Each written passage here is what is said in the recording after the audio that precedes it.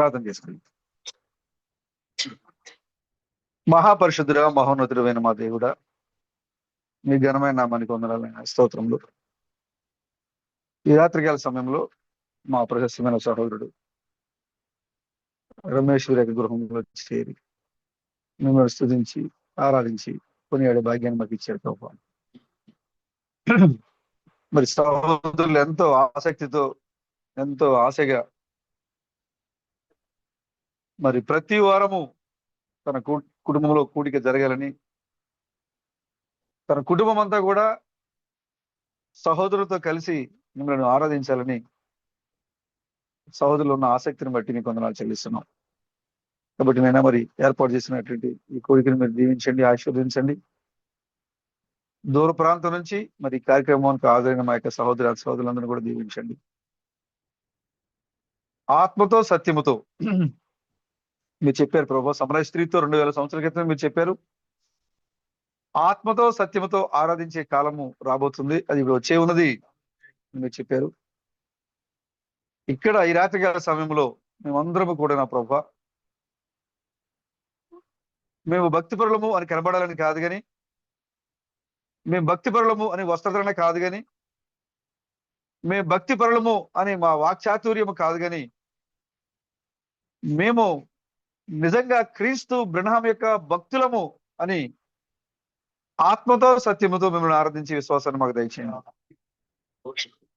మోకరించిన ప్రతి ఒక్కరిని కూడా మీరు దీవించి ఆశీర్వదించండి. కార్యక్రమాన్ని ఆదరించి అంతవరకు మీరే అధ్యక్షులుగా ఉండి నడిపించి మహిమ ఘనత ప్రభావం పొందుకునమని మా విమోచకుడైన క్రీస్తు బ్రహ్మం యొక్క నామములో ఈ ప్రార్థనలన్నీ అడుగుచున్నాం ప్రభు. ఆమేన్. సహోదరులందరికీ కూడా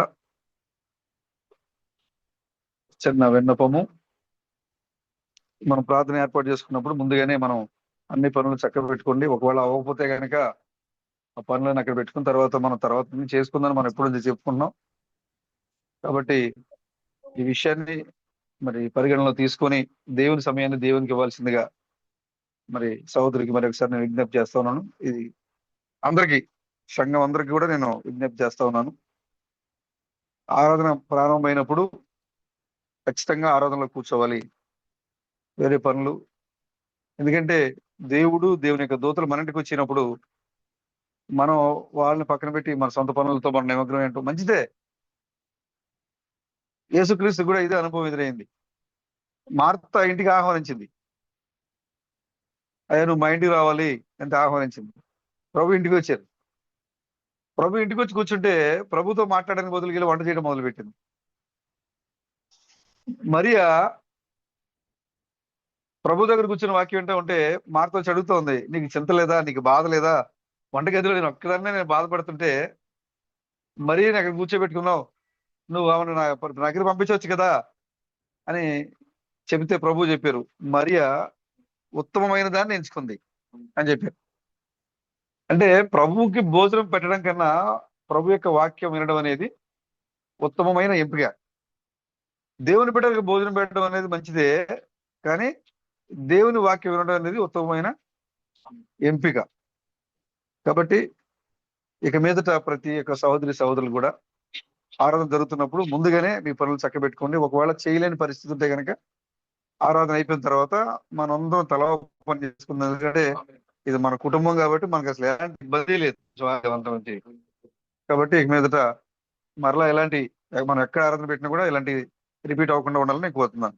ప్రభుకి స్తోత్రం కలుగాక. హల్లెలూయా. పరిశుద్ధ గ్రంథము నుండి యెషయా గ్రంథము 38వ అధ్యాయము. పరిశుద్ధ గ్రంథం నుంచి యెషయా గ్రంథము 38వ అధ్యాయము 1వ వచనం. ఆ దినములలో హిజ్కియాకు మరణకరమైన రోగము కలుగగా ప్రవక్తయు ఆమోజు కుమారుడైన యెషయా అతని యొద్దకు వచ్చి, నీవు మరణమవుచున్నావు, బ్రతుకవు గనుక నీవు నీ ఇల్లు చక్కబెట్టుకునమని యెహోవా సెలవిచ్చున్నాడని చెప్పగా, అతడు తన ముఖమును గోడ తట్టు త్రిప్పుకొని, యెహోవా యథార్థ హృదయుడని సత్యముతో నీ సన్నిధిని నేనెట్లు నడుచుకుంటున్నావు నీ దృష్టికి అనుకూలముగా సమస్తమును నేను ఎట్లు జరిగించిదును కృపతో జ్ఞాపకము చేసుకొనుమని హిజ్కియా కన్నీళ్లు విడిచుచు యెహోవాను ప్రార్థింపగా యెహోవా వాక్కు యెషయాకు ప్రత్యక్షమై ఇలా నువ్వు తిరిగి హిజ్కియా వద్దకు పోయి అతనితో ఇట్లనము, నీ పితరుడైన దావీదునకు దేవుడైన యెహోవా నీకు సెలవు చేయుదేమనగా, నీవు కన్నీళ్లు విడుచుట సూచితిని, నీ ప్రార్థన నేను అంగీకరించినాను. ఇక 15 సంవత్సరముల ఆయుష్ను నీకు ఇచ్చేదను, మరియు ఈ పట్టణమును నేను కాపాడుచు నిన్నును ఈ పట్టణమును అష్షూరు రాజు చేతిలో పడకుండా విడిపించెదను. యెహోవా తాను పలికిన మాట నెరవేర్చుటకు ఇది యెహోవా వలన నీకు కలిగిన సూచన. ఆమేన్. చిన్న ప్రార్థన చేసుకుందాం. ఓ మా మంచి ప్రభువా, అబ్రహాము దేవుడా, ఇస్సాకు దేవుడా, యాకోబు దేవుడా, యోసేపు దేవుడా, ఈ చివరి కాల సమయంలో సియోనుకు దేవుడిగా ఉన్న మా ప్రభువా, మీ ఘనమైన నామానికి వందనాలు, స్తోత్రములు. ఈ సమయంలో ప్రభు మరి చదవబడినట్టుగా మీ యొక్క పరిశుద్ధమైన మాటలను బట్టి మీకు వందనాలు చెల్లిస్తున్నాం. ఈ మాటలు మేము చదివి విని నేర్చుకోవాలని, ఈ మాటల వెనక మీరు దాచించినటువంటి రహస్యాలు మేము కనుగొని వెలికి తీయడానికి మాకంటే ముందుగా మా పితరుల్ని లోకాన్ని పంపించి వారిని మీ ఆత్మ చేత నింపి 40 మంది పరిశుద్ధుల చేత గ్రంథాన్ని రచించి దాని గ్రంథంగా మార్చి మీరు మాకు ఇచ్చారు మా ప్రభువా. ఇప్పుడు ఈ గ్రంథంలో ఉన్నటువంటి మాటలు, ఈ గ్రంథము ప్రపంచంలో అనేక మంది మరి మనుషులు చదువుతున్నారు, అనేక మంది ఈ గ్రంథానికి వ్యాఖ్యానాలు చేస్తున్నారు. చరిత్ర చెబుతా ఉంది, పరిశుద్ధ గ్రంథము మీద ఉన్న వ్యాఖ్యానాలు మరి ఏ గ్రంథం పైన లేవు అని చరిత్ర చెబుతా ఉంది. ఒక్కొక్కరు ఒక్కొక్క గ్రంథానికి వ్యాఖ్య మరి కర్తలుగా ఉన్నారు. అధ్యాయానికి కొంతమంది వ్యాఖ్యానాలు, ఒక వచనానికి కొంతమంది వ్యాఖ్యానాలు, రకరకాలుగా మరి బైబిలు పుస్తకాన్ని మరి అనేక విధంగా వ్యాఖ్యానించినట్లుగా మరి ఏ గ్రంథం కూడా మరి వ్యాఖ్యానించబడలేదు. ఎందుకంటే అది సంపూర్ణమైన పరిపూర్ణమైన గ్రంథమైనదని మీరు చెప్పారు మా ప్రభువా. వారు ఎంతగా ఈ గ్రంథాన్ని అర్థం చేసుకొని అనేక భాగాలుగా వాళ్ళు మరి మార్చుతున్నప్పటికీ ఆ అక్షరాల వెనక దాగిన రహస్యాన్ని వాళ్ళు పట్టుకోలేకపోయారు.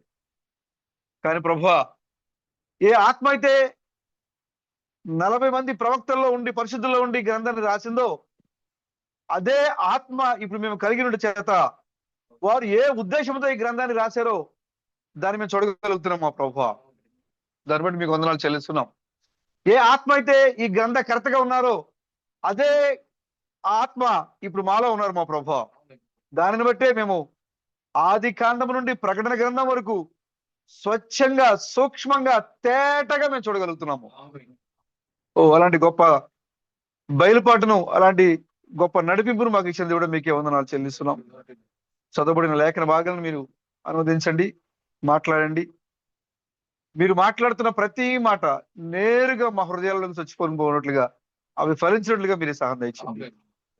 మీరే రంగం మీద కదలాడి నడిపించి మహిమ, ఘనత, ప్రభావం పొందుకునమని మా విమోచకుడైన క్రీస్తు బ్రహ్మ మీ యొక్క నామములో ఈ ప్రార్థనలన్నీ అడుగుతున్నాం ప్రభువా.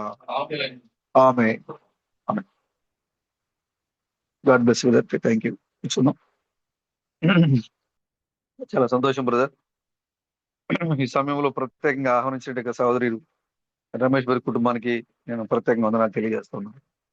ఇప్పటి వరకు మరి పాటల ద్వారా ప్రభు యొక్క నామాన్ని మహిమపరిచి స్తుతించి ఆరాధించినటువంటి సహోదరులందరికీ కూడా నేను రాత్రికాల సమయంలో ప్రత్యేకంగా వందనాలు తెలియజేస్తున్నాను. అందరికీ వందనాలు. God bless. God bless. చాలా సంతోషం. చదవబడిన లేఖన భాగంలో నుండి నీ ఇంటిని చక్కబెట్టుకో, నీ ఇంటిని చక్కబెట్టు. సతీష్ బ్రదర్, మీరు మీ ఇంటిని చక్కబెట్టండి. సాల్మాన్ బ్రదర్, మీరు మీ ఇంటిని చక్కబెట్టండి. టైటస్ బ్రదర్, మీరు మీ ఇంటిని చక్కబెట్టండి. ఇది మన ఇంటిని మనం చక్కబెట్టుకునే కాలం ఇది. ఆమేన్. ప్రభుకి స్తోత్రం కలుగును గాక. ఇక్కడ మనం చదువుకున్నాం హిజ్కియా. బైబిల్లో రాయబడి ఉంది హిజ్కియా గురించి. హిజ్కియా అనగా అర్థం ఏంటి అంటే యెహోవా నా బలము అని అర్థము. హిజ్కియా అనగా యెహోవా నా బలము అని అర్థము. అంటే హిజ్కియా యొక్క బలం ఎవరు అంటే దేవుడే. హిజ్కియా యొక్క తండ్రి ఎవరు అంటే ఆహాజు. ఇక్కడ మనం నేర్చుకోవాల్సిన విషయం ఏంటంటే హిజ్కియా యొక్క జీవితంలో జనరల్ గా మనం బైబిల్లో చాలా చూసినప్పుడు, లేదా చరిత్రలో మనం చూసినప్పుడు, లేదా మన చుట్టూ జరిగే సంఘటనలు మనం గమనించినప్పుడు, తండ్రి మంచివాడైతే కుమారులు ఏమవుతారు? భయంకరులు అవుతారు. సౌలు కుమారులాగా, సమూయేలు కుమారులాగా, ఇంకా మనం ఏలి కుమారులాగా, మనం చాలా, ఇంకా మనం బైబిల్ చాలా మంది చూడొచ్చు అలాగా. కానీ ఇక్కడ రివర్స్ ఏంటంటే హిజ్కియా గొప్ప భక్తిపరుడు. హిజ్కియా తండ్రి ఆహాజు భయంకరమైన వ్యక్తి, దుర్మార్గుడు అని బైబిల్లో రాయబడింది. దుష్టుడు, దుర్మార్గుడు అని రాయబడింది బైబిల్లో. ఈ ఆహాజు యూదారాజు. యూదారాజులు దేవుని ఎడల భయభక్తులు, ఇజ్రాయేల్ రాజులు ఉన్నారు కానీ వారు స్వార్థం కొరకు ఒక్కొక్కసారి వాళ్ళు పడిపోయారు. ఇజ్రాయేల్ రాజులు, ఈ యూదారాజులు కూడా చాలా వరకు కూడా యథార్థంగా జీవించడానికి ప్రయత్నం చేశారు కానీ చివరిలో సొలొమోను సహితము కూడా అపకీర్తిని వాళ్ళు మూట కట్టుకున్నారు. కానీ దావీదు లాంటి ప్రవర్తన కలిగిన వాడు, దావీదు లాంటి భక్తిపరుడు, దావీదు వలె దేవుని ప్రేమించిన వాడు, దావీదు వలె దేవునికి ప్రథమ స్థానం ఇచ్చిన వాడు, దావీదు వలె మరి యథార్థంగా నడిచి దేవుని యొక్క వాక్యాన్ని మరి అనేక మందికి, తన ప్రజలకి మరి ఆ వాక్యాన్ని అందించిన గొప్ప భక్తిపరుడు ఎవరు అంటే హిజ్కియా. ఆమేన్. ప్రభుకి స్తోత్రం కలుగాక. ఈ యొక్క ఆహాజు అంటే ఎవరంటే హిజ్కియా తండ్రి. ఆహాజు ఎవరు? హిజ్కియా తండ్రి. ఇతను ఎలాంటి దుర్మార్గమైన పని చేశాడంటే దావీదు వంశంలో పుట్టి యూదా గోత్రికుడై ఉండి దావీదు వలె ప్రవర్తించక శత్రువులకు అనుకూలంగా, అన్య దేవతలకి అనుకూలంగా, అన్య దేవతలని ఆరాధించి వారికి నైవేద్యం పెట్టేంతగా భక్తిహీనుడైపోయాడు. అన్య దేవతలకి ఆరాధించి వారి సిరియన్లు ఓడిస్తే ఓడిపోయాడు ఆహాజు. యుద్ధం చేస్తే ఓడిపోయిన ఆహాజు ఏమనుకున్నాడంటే నేను ఆరాధించి యెహోవా కన్నా సిరియన్ల దేవత గొప్ప దేవత. నా దేవుడు, నేను ఆరాధించి యెహోవా నన్ను ఓడిపోయేలా చేశాడు కాబట్టి ఆ యెహోవా కన్నా గొప్పవారు ఎవరు? ఆ దేవుడే గొప్ప దేవుడు అని ఆ సిరియన్ల దేవునికి, అన్ని దేవతలకి ఆరాధన చేయడం మొదలుపెట్టాడు. నైవేద్యాలు ఇవ్వడం మొదలుపెట్టాడు. బలులు ఇవ్వడం మొదలుపెట్టాడు. ఒక్కొక్కసారి మనకు కూడా అలాగే అనిపిస్తూ ఉంటది. ఈ ఆహాజు లాంటి మనస్తత్వం వస్తూ ఉంటది. మనం ప్రార్థన చేసినప్పుడు, కొన్ని జరిగినప్పుడు, ప్రభు దగ్గర నుంచి సమాధానం మనకి రావాల్సిన సమాధానం ఆలస్యమైనప్పుడు మనకు కూడా అదే అనిపిస్తుంది. ఏంటి మన దేవుడు మనకు సమాధానం ఇవ్వట్లేదేంటి? ఒకవేళ మన దేవుడు మరి మన సమాధానం ఇవ్వకుండా మనం వదిలేశాడా? లేదు, మన దేవుడి కంటే ఈ క్రైస్తవులు చెప్పే వాక్యం నిజమైన వాక్యమా? ఆ క్రైస్తవుల సంఘాలు నిజమైన సంఘాలా? లేదా ఫలానా దేవుడు నిజమైన దేవుడా? ఎందుకు నాకు సమాధానం రావట్లేదు? ఎందుకు నేను ఎంత యథార్థంగా మరి ఆరాధన చేస్తున్నా కూడా నాకు ఎందుకు అన్ని కూడా వ్యతిరేకమైన కార్యాలు జరుగుతూ ఉన్నాయి? ఎందుకు దేవుడు నన్ను ఈ విధంగా అనుమతిస్తూ ఉన్నాడు? అంటే నేను ఆరాధించే దేవుని కన్నా ఘనమైన వాడు, గొప్ప దేవుడు, గొప్ప పరిస్థితులు ఇంకా బయట ఉన్నాయా అని మన హృదయాల్ని వాడు ఎంతగానో కలవరపరిచే విధంగా అప్పుడప్పుడు మనం చేస్తూ ఉంటది సాతాను. ఈ ఆహాజు కూడా యెహోవాను వెంబడించేవాడై ఉండి, యూదా గోత్రికుడై ఉండి, యెహోవా యందు భయభక్తులు కలిగి ఉన్నవాడై ఉండి, శత్రువులు వచ్చి యుద్ధం చేస్తే ఓడిపోయాడని వాళ్ళ దేవుడే గొప్పవాడని చెప్పి వాళ్ళ దేవుడికి నైవేద్యాలు పెట్టాడండి. ఎంత దుర్మార్గం అంటే ఇది. ఒక్కొక్కసారి దేవుడి మీద పరీక్షించడానికి సాతానికి అనుమతించవచ్చు. అలాంటి సమయంలో నువ్వు ధైర్యంగా నిలబడాలి. కానీ సాతాను గొప్పవాడు, వాడికి నైవేద్యం వాడిని ఆరాధిద్దాం చెప్పి నువ్వు వెళ్ళిపోతే బైబిల్ చెప్తా ఉంది నీలాంటి దుర్మార్గుడు మరొకడు లేడని బైబిల్ చెప్తా ఉంది. ఈ ఆహాజు కూడా దావీదు వంశంలో పుట్టాడు. యూదా గోత్రికుడు, యూదా రాజు బైబిల్లో యూదా రాజులకి ఒక ప్రత్యేకమైన బిరుదు ఉంది, ఒక ప్రత్యేకమైన పేరు ఉంది వాళ్ళకి. అలాంటి గోత్రంలో పుట్టినవాడు శత్రువుల మీద ఓడిపోయి వాళ్ళ దేవుడిని ఆరాధించడం మొదలు పెట్టాడు. అంతేకాకుండా యెహోవా మీద కోపంతో, ఈ యెహోవా నాకు దేవుడు కాదు, యెహోవా నన్ను ఆశీర్వదించలేదు, యెహోవా నాకు విజయాన్ని ఇవ్వట్లేదు, ఏం చేశాడు తెలుసా?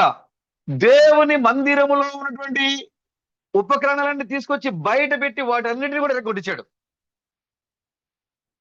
ఎంత ఇతని దుర్మార్గుడు అంటే ఏంటి ఏమన్నా తప్ప బ్రదర్ సల్మాన్ బ్రదర్?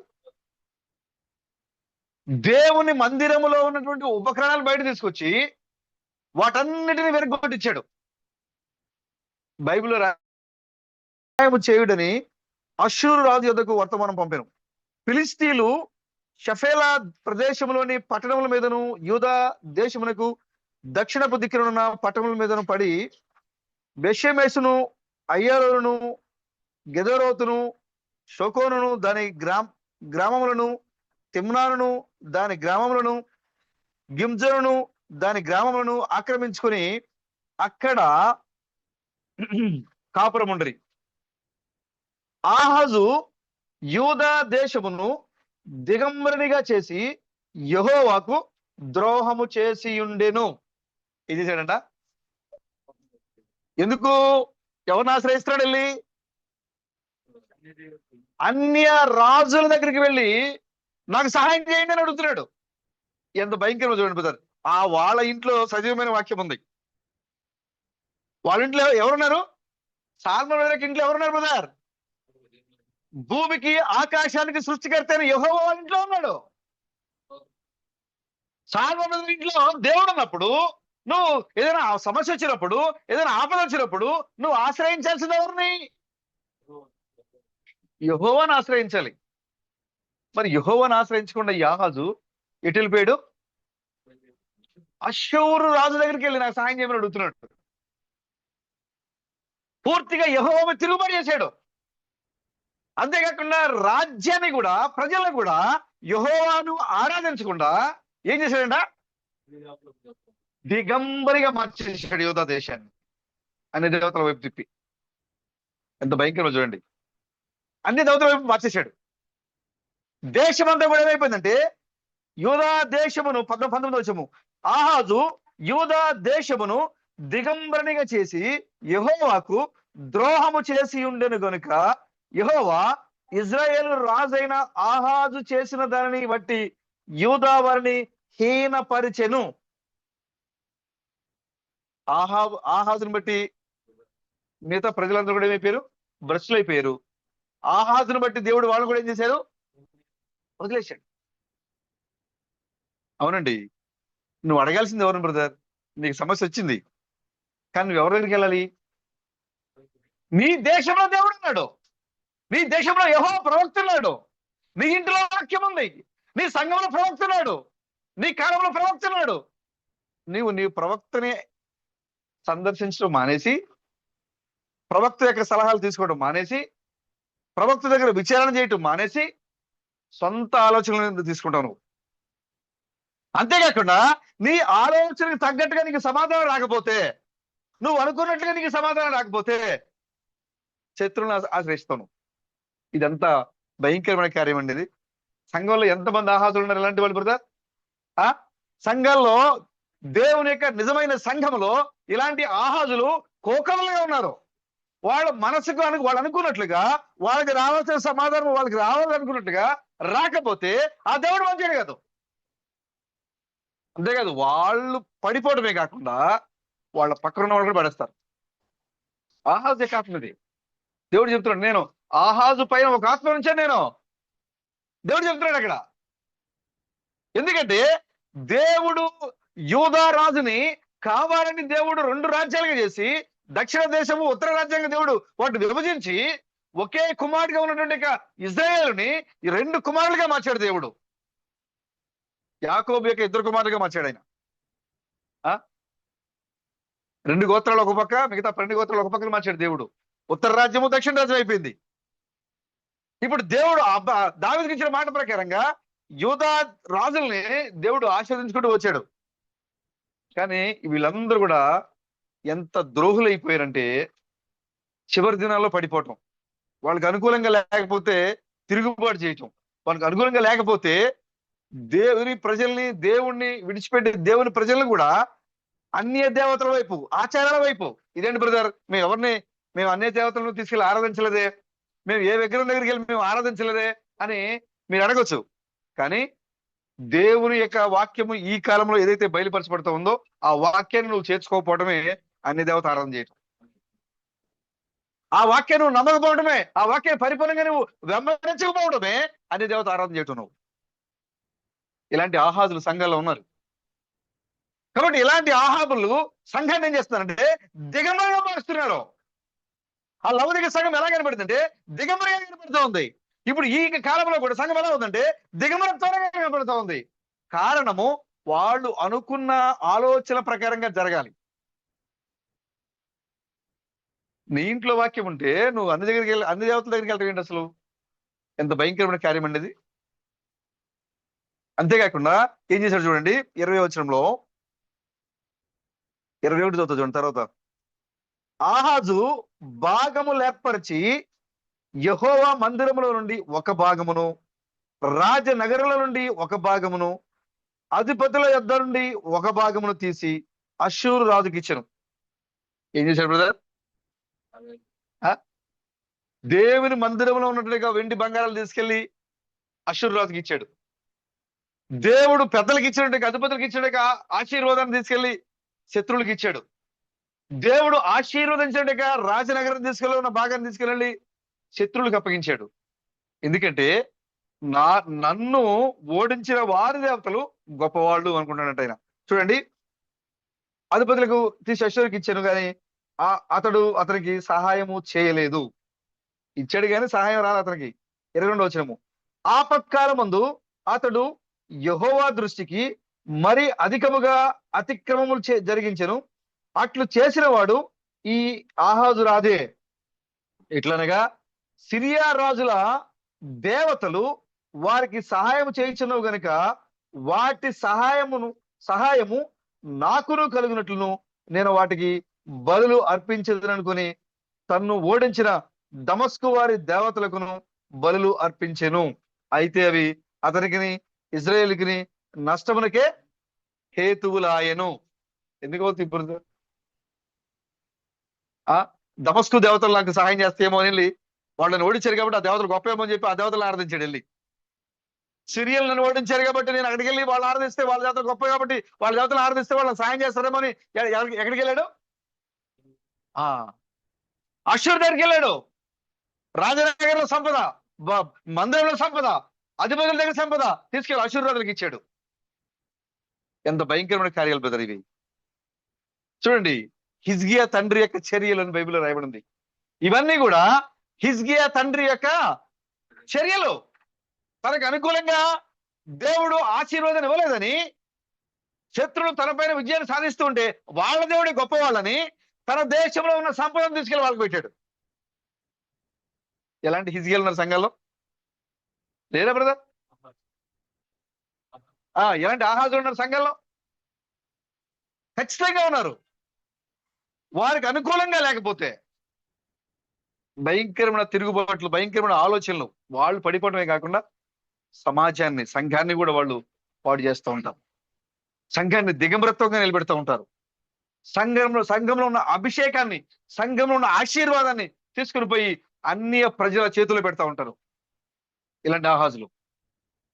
ప్రియమైన సహోదరుడు, సహోదరి, నీ పైన కూడా అలాంటి ఆత్మ ఉంటే గనక మీరు వెంటనే విడిచిపెట్టి బయటికి పరిగెట్టుకుంటూ మీరు రండి. ఆ యొక్క ఆత్మను విడిచిపెట్టి, ఆ కార్యాలను మీరు విడిచిపెట్టి మీరు వెంటనే దేవుడు నిన్ను ఈ యొక్క లోక సంబంధమైన ప్రజల నుంచి దేవుడు నిన్ను వేరు చేశాడు. పరిపూర్ణమైన బయలుపాటు నీకు ఇచ్చాడు. పరిపూర్ణమైన ఆత్మని అభిషేకాన్ని నీకు ఇచ్చాడు ప్రభు. లోక సంబంధమైన ప్రజల వల్ల ప్రవర్తించడం కోసం కాదు, నిన్ను ప్రత్యేకించి వాక్యాన్నిచ్చి ప్రవక్తనిచ్చి అభిషేకించి నువ్వు ఈ లోకానికి వాక్యమైన క్రీస్తువైన అని చెప్పి దేవుడు నిన్ను ఇక్కడ మరి బయలుపరిచింది. ఇక్కడ చూడండి, ఈ యొక్క ఆహాజు అంతేకాకుండా ఏం చేశాడు చూడండి, తన దేశంలో ఉన్న సంపదను తీసుకెళ్లి అన్ని దేవతలకు అర్పించడమే కాకుండా 24 చూడండి, ఆహాజు దేవుని మందిరపు ఉపకరణములను సమకూర్చి వాటిని తెగగొట్టించి యెహోవా మందిరపు తలుపులను మూసివేయించి యెరూషలేము అంతటా బలిపీఠములు కట్టించాడు. ఏం బ్రదర్? మందిరంలో ఉన్న బయట తీసుకొచ్చాడు, మొత్తాన్ని కూడా ఏం చేశాడు? వీటిని పగలగొట్టేశాడు.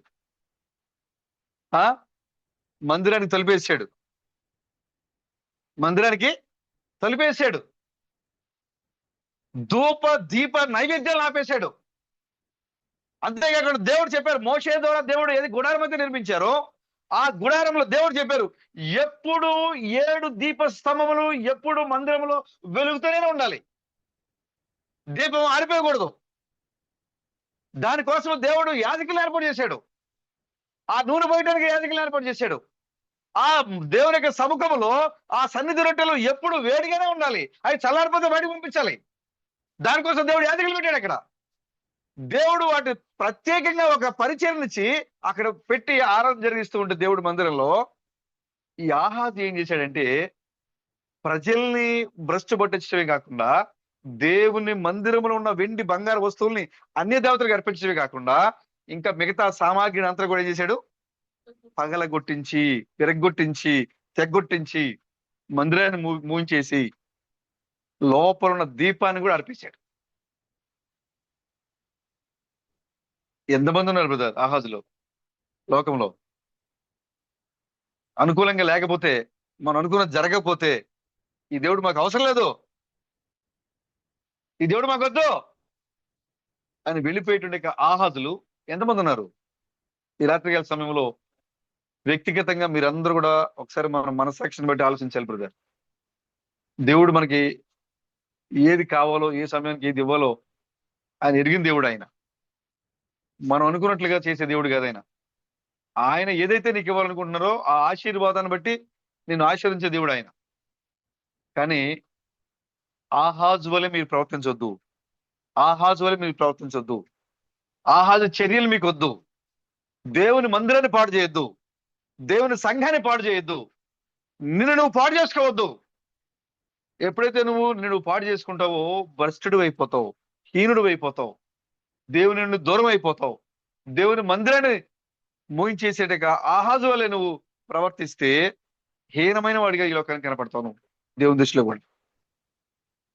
ప్రియమైన సహోదరులారా, దేవుడు రాజ్యాన్ని ఇచ్చి సింహాసనాన్ని ఇచ్చి ప్రజలనిచ్చి ఆశీర్వాదంతో పరిపాలించమని దేవుడు రాజ్యాన్ని అప్పగిస్తే ఆహాజు దేవునికి అప్పగించిన బహుమానం ఇది. ఆహాజు దేవుడికి ఇచ్చిన బహుమానం ఇది. కిషోర్ బ్రదర్కి దేవుడు రక్షణ ఇచ్చి విమోచన ఇచ్చి, నువ్వు వాక్యము, నువ్వు క్రీస్తువి, నువ్వు దేవుడివి, నువ్వు ఈ లోకానికి అధిపతివి అని చెప్తే మరి నువ్వు ఎలాంటి బహుమతి, ఎలాంటి మరి చర్యల్ని ప్రభుకు నువ్వు చూపిస్తూ ఉన్నావు, ఎలాంటి కార్యాన్ని నువ్వు ప్రభు సన్నిధిలో చేస్తా ఉన్నావు? ఖచ్చితంగా నీ ఆత్మ నువ్వు పరిశీలన చేసుకోవాలి. ప్రతి ఒక్కరు కూడా, ప్రతి ఒక్క వ్యక్తి కూడా.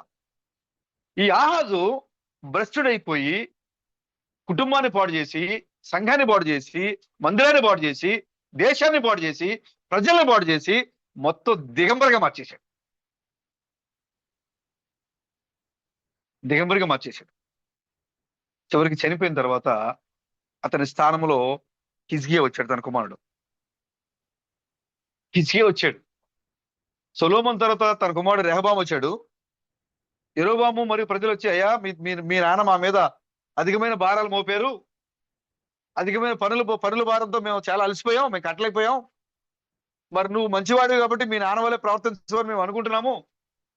అని వాళ్ళు అడిగితే రెహబాం అన్నాడు, రేపు రండి చెప్తాను. రేపటి దినం మీద వచ్చిన తర్వాత అని చెప్పి మా నాన్న 1 వంతు వసూలు చేస్తే నేను 2 వంతులు వసూలు చేస్తా. అంటే తండ్రి యొక్క చర్యల్ని డబుల్ చేసాడు ఈయన, ఎవరు? రెహబాము. మరి ఇప్పుడు ఆహాజు చనిపోయిన తర్వాత ఆహాజు కుమారుడు హిజ్కియా, ఈ హిజ్కియా 25వ సంవత్సరంలో అంటే మంచి యవన దశలో రాజుగా అభిషేకం పొందుకున్నాడు. యూదా దేశాన్ని 29 సంవత్సరాలు పరిపాలించాడు.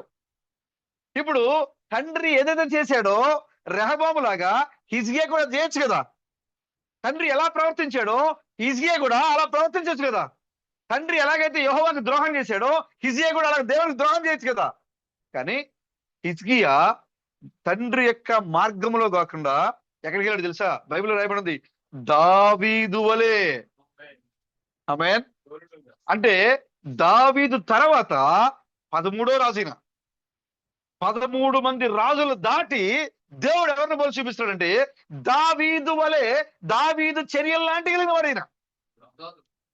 తండ్రిలా ప్రవర్తించలే, తండ్రి యొక్క లక్షణాలను అందిపుచ్చుకోలే, తండ్రిలాగా దేవునికి ద్రోహం చేయలేదు, తండ్రిలాగా ఆ తన యొక్క సంపదను దేవుడిచ్చిన ఆశీర్వాదాన్ని అన్ని దేవుడికి అప్పగించలేదు. హిజ్కియా ఏం చేశాడు తెలుసా? చూడండి ఒకసారి.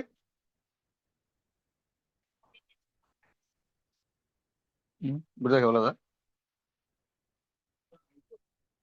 చూడండి 29వ అధ్యాయం చూడండి ఒకసారి. హిజ్కియా ఏలన ఆరంభించినప్పుడు 25 ఏండ్ల వాడై 29 సంవత్సరములు యెరూషలేములో ఏలెను. అతని తల్లి జకరియా కుమార్తె, ఆమె పేరు అబీయా. అతడు తన పితరులకు దావీదు చర్య అంతటి ప్రకారము యెహోవా దృష్టికి యథార్థముగా ప్రవర్తించాడు. యథార్థంగా ప్రవర్తించాడు, తండ్రిలా చేయలేదు. దావీదు వలె. దేవుడు ఎవరైనా మనం యూదా రాజుల గ్రంథాల్లో మనం చూస్తే ఎవరైనా యథార్థంగా ఉండాలంటే దేవుడు ఏం చెప్తాడో తెలుసా? ఇతను దావీదు వలె యథార్థంగా ప్రవర్తించక అంటే పడిపోయాడు అనమాట. ఇతను దావీదు వలె ప్రవర్తించాడు అంటే దావీదులా జీవించాడు. అంటే దావీదును ప్రామాణికం చేసుకున్నాడు దేవుడు. నేను దావీదు యొక్క రాజ్యాన్ని స్థిరపరుస్తాను. దావీదు సంతానము దేవుడు వంటి వారు. దావీదు సంతానం ఎలాంటి వారంట? దేవుడు వంటి వారు వాళ్ళు, దేవుని వంటి వారు వాళ్ళు. అంటే దేవుడు దావీదుని ఒక ఐకాన్గా మార్చాడు. ఒక రాజు పడిపోతే దేవుడు అంటున్నాడు, ఈ రాజు దావీదులా ప్రవర్తించలేదు. ఒక రాజు నిలబడితే ఈ రాజు దావీదు వలే ఉన్నాడు. అంటే దావీదును ప్రామాణికం చేసుకుంటున్నాడు. ఆమేన్. ఇప్పుడు నీవు కూడా అలాగే ప్రామాణికం కావాలి. ఇప్పుడు నీ భక్తి కూడా అలాగే ఉండాలి సోదరుడా. సతీష్ బ్రదర్ లాంటి యథార్థమైన ప్రవర్తన ఇదిగో ఈ సోదరులు లేదు. సతీష్ బ్రదర్ లాంటి నీతి ప్రవర్తన ఈ సహోదరులు లేదు అనేటువంటి ప్రామాణికంగా నీ భక్తి ఉండాలి, నీ ప్రవర్తన ఉండాలి, నీ నడవడిక ఉండాలి. ఈ హిజ్కియా తండ్రి యొక్క అధికారాన్ని తీసుకున్నాడు, తండ్రి యొక్క రాజ్యాన్ని తీసుకున్నాడు, తండ్రి యొక్క సింహాసనాన్ని తీసుకున్నాడు, తండ్రి యొక్క లక్షణాలు మాత్రం తీసుకోలేదు. అవునండి. ఎవరి లక్షణాలు తీసుకున్నాడు? దావీదు యొక్క లక్షణాలు తీసుకున్నాడు. నువ్వు కూడా అదే చేయాలి. నీ పక్కన నీ బంధువు కావచ్చు, నీ సొంత కుటుంబ సభ్యులే కావచ్చు, వారి యొక్క చర్యలు యెహోవాకి హేయములైతే నువ్వు వాళ్ళు విడిచిపెట్టి ఎవరైతే యెహోవాకి అనుకూలమైన వారు ఉన్నారో, భక్తిపరులు ఉన్నారో, వారి యొక్క విశ్వాసాన్ని నువ్వు ప్రామాణికంగా తీసుకోవాలి. ఈ హిజ్కియా అదే చేశాడు. తండ్రి యొక్క చర్యల్ని వెంబడించకుండా దావీదు చర్యలను పట్టుకున్నాడు. ఎందుకంటే దావీదు నా హృదయానుసారుడు. దావీదు దేవుడు ఎక్కడి నుంచో తీసుకొచ్చి సింహాసనం కూర్చోబెడితే దావీదు దాన్ని మర్చిపోలేదు. ఒకవేళ పొరపాటు చేసినా దేవుడు ప్రవక్త ద్వారా హెచ్చరిస్తే వెంటనే ఏమైపోయాడు? సరి చేసుకునేవాడు. అయ్యో నేను ప్రభువా నీకు పాపం చేశాను, మోకరించి ప్రార్థన చేసి ఏడ్చేవాడు. ఆయన అంతపురమే కూర్చొని నీకు మందిరం లేదు ప్రభువా అని ఏడ్చాడు. కాబట్టి దేవుడు దావీదుని ప్రామాణికం చేసుకున్నాడు. ఆ దినాన, ఈ దినాన నీ భక్తి, నీ విశ్వాసము, నీ ప్రవర్తన, నీ నడవడిక ఈ యొక్క లోకానికి ప్రామాణికంగా ఉండాలి. దేవుడు చెప్పాలి, ఇదిగో నా కుమారుడైన తీతు లాంటి భక్తి నీలో లేదు. ఓ క్రైస్తవ ప్రపంచమా, నా కుమారుడు రమేష్ లాంటి నీతి, యథార్థత, భక్తి నీలో లేదు అని చెప్పేంత ప్రామాణికమైన విశ్వాసం నీలో ఉండాలి. అది నువ్వు కలిగి ఉండాలి. దావీదు వలె నువ్వు యథార్థంగా జీవించాలి. ఆహాజు ఎప్పుడైతే దేవునికి ద్రోహం చేశాడో, ఆహాజు తర్వాత హిజ్కియా వచ్చి ఆ ఆహాజు చర్యలను విడిచిపెట్టి యథార్థంగా ప్రవర్తించడం మొదలు పెట్టాడు. అంతేకాకుండా మొదటి నెలలోనే అధికారం వచ్చినట్టు రాజుగా కూర్చున్న మొదటి నెలలోనే ఆయన చేసిన మొట్టమొదటి పని అంటే దేవుని మందిరం యొక్క తలుపుల్ని తెరిచేసింది. ఆహాజు మూసేస్తే హిజ్కియా వచ్చి ఏం చేశాడు చూడండి. 3వ వచనము, అతడు తన ఏలుబడి యందు మొదటి సంవత్సరము మొదటి నెలను ముందుగానే అధికారం వచ్చిన మొదట్లోనే హిజ్కియా చేసిన పని అదే. అవునండి, నువ్వు ఎప్పుడైతే ఇది వాక్యము సరైంది అని నువ్వు నమ్ముతున్నావో, నువ్వు చేయాల్సింది ఏంటంటే ముందుగా నువ్వు దేవుని యొక్క సంఘాన్ని, దేవుని యొక్క ఏదైతే పడిపోయిన పరిస్థితులు ఉన్నావో వాటన్నిటిని కూడా చక్కబెట్టాలి. అదే చక్కబెట్టాలి. ఈ హిజ్కియా యథార్థంగా జీవిస్తున్నాడు, యథార్థంగా నిలబడ్డాడు, దావీదు లాంటి చర్యలు కలిగి ఉన్నాడు. హిజ్కియా ఏం చేశాడంటే తన కాలంలో మరుగైపోయి లేదా మూయబడి ఉన్న దేవాలయాన్ని, తన తండ్రి మూసేసినట్టు దేవాలయాన్ని, తన తండ్రి ఆర్పేసిన దీపాన్ని, తన తండ్రి ఆర్పేసిన బలుల నైవేద్యాల్ని తిరిగి తీసుకురావడం మొదలుపెట్టాడు. చూడండి ఏం చేస్తున్నాడు ఇక్కడ. అతడు ఏలుబడి యందు మొదటి సంవత్సరము మొదటి నెలను యెహోవా మందిరపు తలుపులు తెరచి వాటిని బాగు చేసి యాజకులను లేవీయులను పిలువనంపి తూర్పుగా ఉన్న రాజవీధిలో వారిని సమకూర్చి వారికి ఇలాగ ఆజ్ఞ ఇచ్చను, లేవీయులారా నా మాట ఆలకించుడి. చూడండి, ఇప్పుడు మిమ్మును మీరు ఏం చేయాలి? మిమ్మల్ని మీరే ప్రతిష్ఠించుకోవాలి. మిమ్మల్ని ఎవరో వచ్చి ప్రతిష్ఠించరు బ్రదర్, మిమ్మల్ని మీరే ప్రతిష్ఠించుకోవాలి. కారణము దేవుని యొక్క వాక్యం మరుగైపోయింది. పెండ్లి కుమార్తె తనకు తాను సిద్ధపడాలి. నిన్ను వచ్చి ఎవరు సిద్ధం చేయరు. హిజ్కియా ముందుగా రాజుగా సింహాసనం కూర్చున్న తర్వాత నేరుగా వెళ్ళి అనేక సంవత్సరాలుగా తన తండ్రి యొక్క పరిపాలనలో అనేక సంవత్సరాలుగా మూయబడిన మందిరం యొక్క తలుపుల్ని తెరిచాడు. తెరిచి లేవీయుల్ని యాజకుల్ని పిలిచి ఆయన అంటున్నాడు, మిమ్మల్ని మీరు ప్రతిష్ఠ చేసుకోండి, ఎందుకంటే మీరు దేవుని యొక్క మందిరంలో సేవ చేసే ప్రజలు, మీరు ప్రత్యేకించుకోండి. మిమ్మల్ని వచ్చి ఎవరో అభిషేకించాల్సిన పని లేదు. మీ స్థానంలోకి వచ్చి మీరు నిలబడండి. మీరు ఎవరో మీరు గుర్తించండి. మందిరంలో నీ స్థానం అంటే నువ్వు ఎరిగి ఉండండి.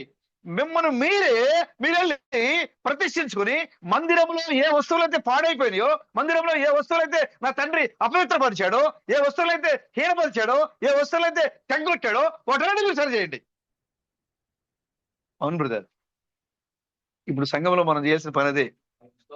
సంఘములో ఏదైతే పడిపోయిన వస్తువులు ఉన్నాయో, సంఘంలో ఏదైతే పనికి కాని వస్తువులు ఉన్నాయో, సంఘంలో ఏదైతే తీసుకొచ్చారో, అపవిత్రమైన కార్యాలు తెచ్చారో, ఇప్పుడు హిజ్కియా భక్తి వలె, హిజ్కియా ఏర్పాటు చేసినట్టుగా ప్రతిష్ఠితుడిగా యాజకుల వలె మనం ఏం చేయాలంటే మందిరంలో ఉన్న సమస్తాన్ని మనం ఏం చేయాలి? శుభ్రం చేయాలి. చేశారు. ఆయన 8 రోజులు చేశారు. వాళ్ళు 8 రోజుల పాటు చేశారు. ఇదంతా కూడా ఒక మంచి గొప్ప పాఠం మనకి. కానీ మనం ఇప్పుడు దాంట్లోకి వెళ్తే మనకి సమయం వేరేగా వెళ్ళిపోతుంది. వారు మందిరంలో లోపలికి వచ్చి తలుపులు తెరిచి మందిరాన్ని అనేక సంవత్సరాలుగా బూజు పట్టేసింది. మందిరం అనేక సంవత్సరాలుగా పాడైపోయింది మందిరం. హిజ్కియా వచ్చి తలుపులు తెరిచి వాళ్ళందరూ మిమ్మల్ని మీరే ప్రతిష్ఠించుకోండి, మీరు ఎవరో మీ స్థానంలోకి వచ్చి మీరు నిలబడండి, లేవీయుల స్థానంలో, యాజకుల స్థానంలో మీరు వచ్చి నిలబడి యెహోవా మందిరాన్ని మీరు మరలా తిరిగి ప్రతిష్ఠ చేయండి అని చెప్పినప్పుడు వారందరూ కూడా వచ్చి ఏం చేశారు? తమ స్థానంలోకి వచ్చి నిలబడ్డారు. వాళ్ళు మందిరాన్ని నిర్మించాడు, మళ్ళా తిరిగి బాగు చేశాడు, తిరిగి నైవేద్యాలు పెట్టాడు, తిరిగి మళ్ళా బలులు పెట్టాడు, తిరిగి మళ్ళా యెహోవా యొక్క ఆరాధన యథాతథంగా జరిగే విధంగా హిజ్కియా ఆ మందిరాన్ని నిలబెట్టాడు. ప్రభుకి స్తోత్రం కలగాక. చూడండి బ్రదర్, ఎంత గొప్ప భక్తిపరుడో. అందుకోసమే దావీదు లాంటి చర్యలు కలిగిన వాడని బైబిల్ చెప్తుంది తన గురించి. మూయబడిన తలుపుల్ని, మందిరపు తలుపుల్ని తెరిచాడు ఆయన. తర్వాత మీరు ఇంటికి వెళ్ళిన తర్వాత మీరు చూడండి 5వ వచనం చూడండి. 5వ వచనంలో 29:5, వారికి ఎలాగ ఆజ్ఞ ఇచ్చి, లేవీయులారా నా మాట ఆలకించుడి, ఇప్పుడు మిమ్మల్ని మీరు ప్రతిష్ఠించుకొని మీ పితరుల దేవుడైన యెహోవా మందిరమును ప్రతిష్ఠించి పరిశుద్ధ స్థలంలో నుండి నిషిద్ధ వస్తువులన్నిటిని బయటకు కొనిపోవుడి. మన పితరులు ద్రోహులై మన దేవుడైన యెహోవా దృష్టికి చెడుతనము నడిచి ఆయన విసర్జించి ఆయన నివాసమునకు పెడముఖము పెట్టుకొని దానిని అలక్ష్యము చేసిరి. మరియు వారు మంటపం యొక్క ద్వారములు మూసివేసి దీపములను ఆర్పివేసి పరిశుద్ధ స్థలమందు ఇజ్రాయేలీలు దేవునికి ధూపం వేయక దహన బలులు అర్పింపకయు ఉండిరి. ఎంత భయంకర బ్రదర్! సంవత్సరాల తరబడి వాక్యం మరుగైపోయింది. సంవత్సరాల తరబడి మందిరం ముయ్యబడిపోయింది. హిజ్కియా వచ్చిన తర్వాతే మందిరం తెరవబడింది. ఆమేన్. ప్రభుకి స్తోత్రం కలుగాక. ఈ చివరికాల సమయంలో మరి నీ కొరకు నా కొరకు పంపబడిన నిజమైనటువంటి హిజ్కియా క్రిస్తు థామస్ వచ్చిన తర్వాత మాత్రమే మందిరపు తలుపులు తెరవబడ్డాయి. వాక్యము పరిపూర్ణంగా తెరవబడింది. సంఘంలో ఉన్న నిషిద్ధమైన వస్తువులన్నీ కూడా బయట పారవేయబడ్డాయి. అనేక సంవత్సరాలుగా ఆగిపోయిన నిజమైన దేవుని యొక్క ఆరాధన తిరిగి సంఘంలో ప్రారంభం అయిపోయింది. మరలా తిరిగి సంఘంలో ప్రారంభం అయిపోయింది అని యాజకులను ప్రతిష్ఠించాడు. మీరందరూ వచ్చి మిమ్మల్ని మీరు ప్రతిష్ఠించుకొని మీ స్థానంలో మీరు నిలబడండి. పరిశుద్ధ స్థలాన్ని మీరు పవిత్రపరచండి. మందిరాన్ని మీరు బాగు చేయండి. యథాతథంగా ఇంతకు ముందు దావీదు కాలంలో, సొలొమోను కాలంలో దేవుని మందిరంలో ఎలాంటి ఆరాధన జరిగిందో మరలా తిరిగి అలాంటి ఆరాధన మీరు స్థాపించండి అని తన యాజకులకి, లేవీలకి హిజ్కియా మాట ఇచ్చాడు. ఇక్కడ ఆమేన్. జరిగింది. అక్కడ కట్టించాడు ఆయన, సరి చేశాడు ఆయన. దేని కట్టాడు హిజ్కియా బ్రదర్? హిజ్కియా దేని కట్టాడు? దేవుని మందిరాన్ని ముందుగా ఏం చేశాడు? సరి చేశాడు బ్రదర్. దేవుని మందిరాన్ని సరి చేశాడు ఆయన. దేవుని మందిరం సరి చేసిన హిజ్కియా తన ఇంటిని సరి చేసుకోవడం మర్చిపోయాడు. తన ఇల్లు కట్టుకోవడం మర్చిపోయాడు. దేవుని మందిరాన్ని బాగు చేశాడు. మందిరాన్ని బాగా ఉపకరణాలు అన్నింటిని శుభ్రపరిచాడు. ఆరాధన జరుగుతోంది. ఆరిపోయిన దీపాన్ని వెలిగించాడు. పరిశుద్ధ స్థలంలో ఉన్న నిషిద్ధమైన వస్తువులు బయట పారాయించాడు. ఏదైతే దేవుని యొక్క మోషే ధర్మశాస్త్ర ప్రకారంగా ఎలాంటి ఆరాధన జరగాలో మందిరంలో అలాంటి ఆరాధన జరిగే విధంగా హిజ్కియా ప్రయత్నం చేశాడు. జరుగుతుంది ఆరాధన. కానీ కుటుంబాన్ని కట్టుకోలేకపోయాడు. ఇంటిని చక్కబెట్టుకోలేకపోయాడు. అవునండి, మనం చెప్పడానికి గంటల ప్రసంగాలు చేస్తాం. పాటలు పాడడానికి ఆత్మ సంబంధంగా ఊగిపోతూ పాటలు పాడతాం. మాటలు చెప్పాలంటే అబ్బా ఈ సహోదరులాగా ఎవరు మాట్లాడలేదండి మాట్లాడతాం. సహోదరులు ఉద్యమం చేస్తాం. ఈ సహోదరుడు గొప్ప ప్రసంగికుడు, ఈ సహోదరుడు గొప్ప పాటలు పాడతాడు, ఈ సహోదరుడు గొప్పగా ప్రార్థన చేస్తాడు, ఈ సహోదరులు ఈ టాలెంట్ ఉంది, ఈ సహోదరులు ఆ టాలెంట్ ఉంది అని మనం గొప్పగా గుర్తింపు తెచ్చుకుంటాం. మందిరంలో ఉద్యమం ఉండడానికి కావాల్సిన అన్ని చర్యల్ని నువ్వు ఉంటావు. నీ పాత్ర నువ్వు పోషిస్తావు. నువ్వు చేయాల్సిన పని నువ్వు చేస్తావు. కానీ నీ కుటుంబాన్ని సరి చేసుకోవడంలో మాత్రం వెనకడిగేసేస్తావు. నీ కుటుంబాన్ని సరి చేసుకోవడంలో మాత్రం వెనకడిగేసేస్తావు. నా పర్వాలేదు, నా పిల్లలేగా వాళ్ళు వచ్చేస్తారులే, నా భార్యగా వాళ్ళు వచ్చేస్తారులే, నా భర్తగా వాళ్ళు వచ్చేస్తారులే. నిర్లక్ష్య ధోరణి. దేవుడు హిజ్కియాకి ఒక మరణకరమైన రోగాన్ని అనుమతించాడు. దేవుడు ఒక మరణకరమైన రోగం వచ్చింది. కుదరని రోగం వచ్చింది. దేవుడు ప్రవక్త యెషయాను పంపించాడు ఆయన దగ్గరికి. ఇక నీ పని అయిపోయింది, నువ్వు చనిపోతావు, నువ్వేం చేయాలి? నీ ఇంటిని చక్కబెట్టుకో. నువ్వు ఓ సోదరుడా, నువ్వు ఎత్తమంటే నీ ఇంటిని చక్కబెట్టుకోవాలి. నువ్వు నీ ఇంటిని చక్కబెట్టుకోకుండా ఆ రోజున ఆ హిజ్కియా దగ్గరికి ఆ ప్రవక్త వెళ్ళి ఎలాగైతే నీ ఇంటిని చక్క పెట్టుకో అని వర్తమానం ఇచ్చాడో, ఈ రోజున మన ప్రవక్త క్రీస్తు థామస్ నీ ఇంటికి వచ్చి నీతో మాట్లాడుతున్నాడు. ఓ సహోదరా, నువ్వు ఎత్తబడాలంటే నీ ఇంటిని చక్క పెట్టుకో. నీ ఇంటిలో అపవిత్రమైనది ఏది ఉండకూడదు. నీ ఇంటిలో నిషిద్ధమైనది ఏది ఉండకూడదు. మందిరాన్ని బాగు చేసావు హిజ్కియా. నువ్వు దేవుని యొక్క మందిరాన్ని, నీ తండ్రి సంవత్సరాల తరబడి మూసేసిన యెహోవా మందిరాన్ని నువ్వు బాగు చేశావు. అనేక సంవత్సరాలుగా ఆరిపోయిన దీపస్తంభాన్ని నువ్వు మరలా తిరిగి పునరుద్ధరించావు. అనేక సంవత్సరాలుగా దేవుని అతి పరిశుద్ధ స్థలంలో ఉన్న నిషిద్ధమైన వస్తువుల్ని బయట పారాయించేశావు. ఓ పని లేకుండా, యాజకత్వం లేకుండా తిరుగుతుండేగా లేవీల్ని, యాజకులను తీసుకొచ్చి మరలా తమ్మును తాము ప్రతిష్ఠించుకునే విధంగా నువ్వు వారిని పురుకొల్పావు. కానీ నీ ఇంటిని నువ్వు చక్కబెట్టుకోవాలి. ఇది నువ్వు ఇంటికి వెళ్ళిపోయే సమయం ఇది.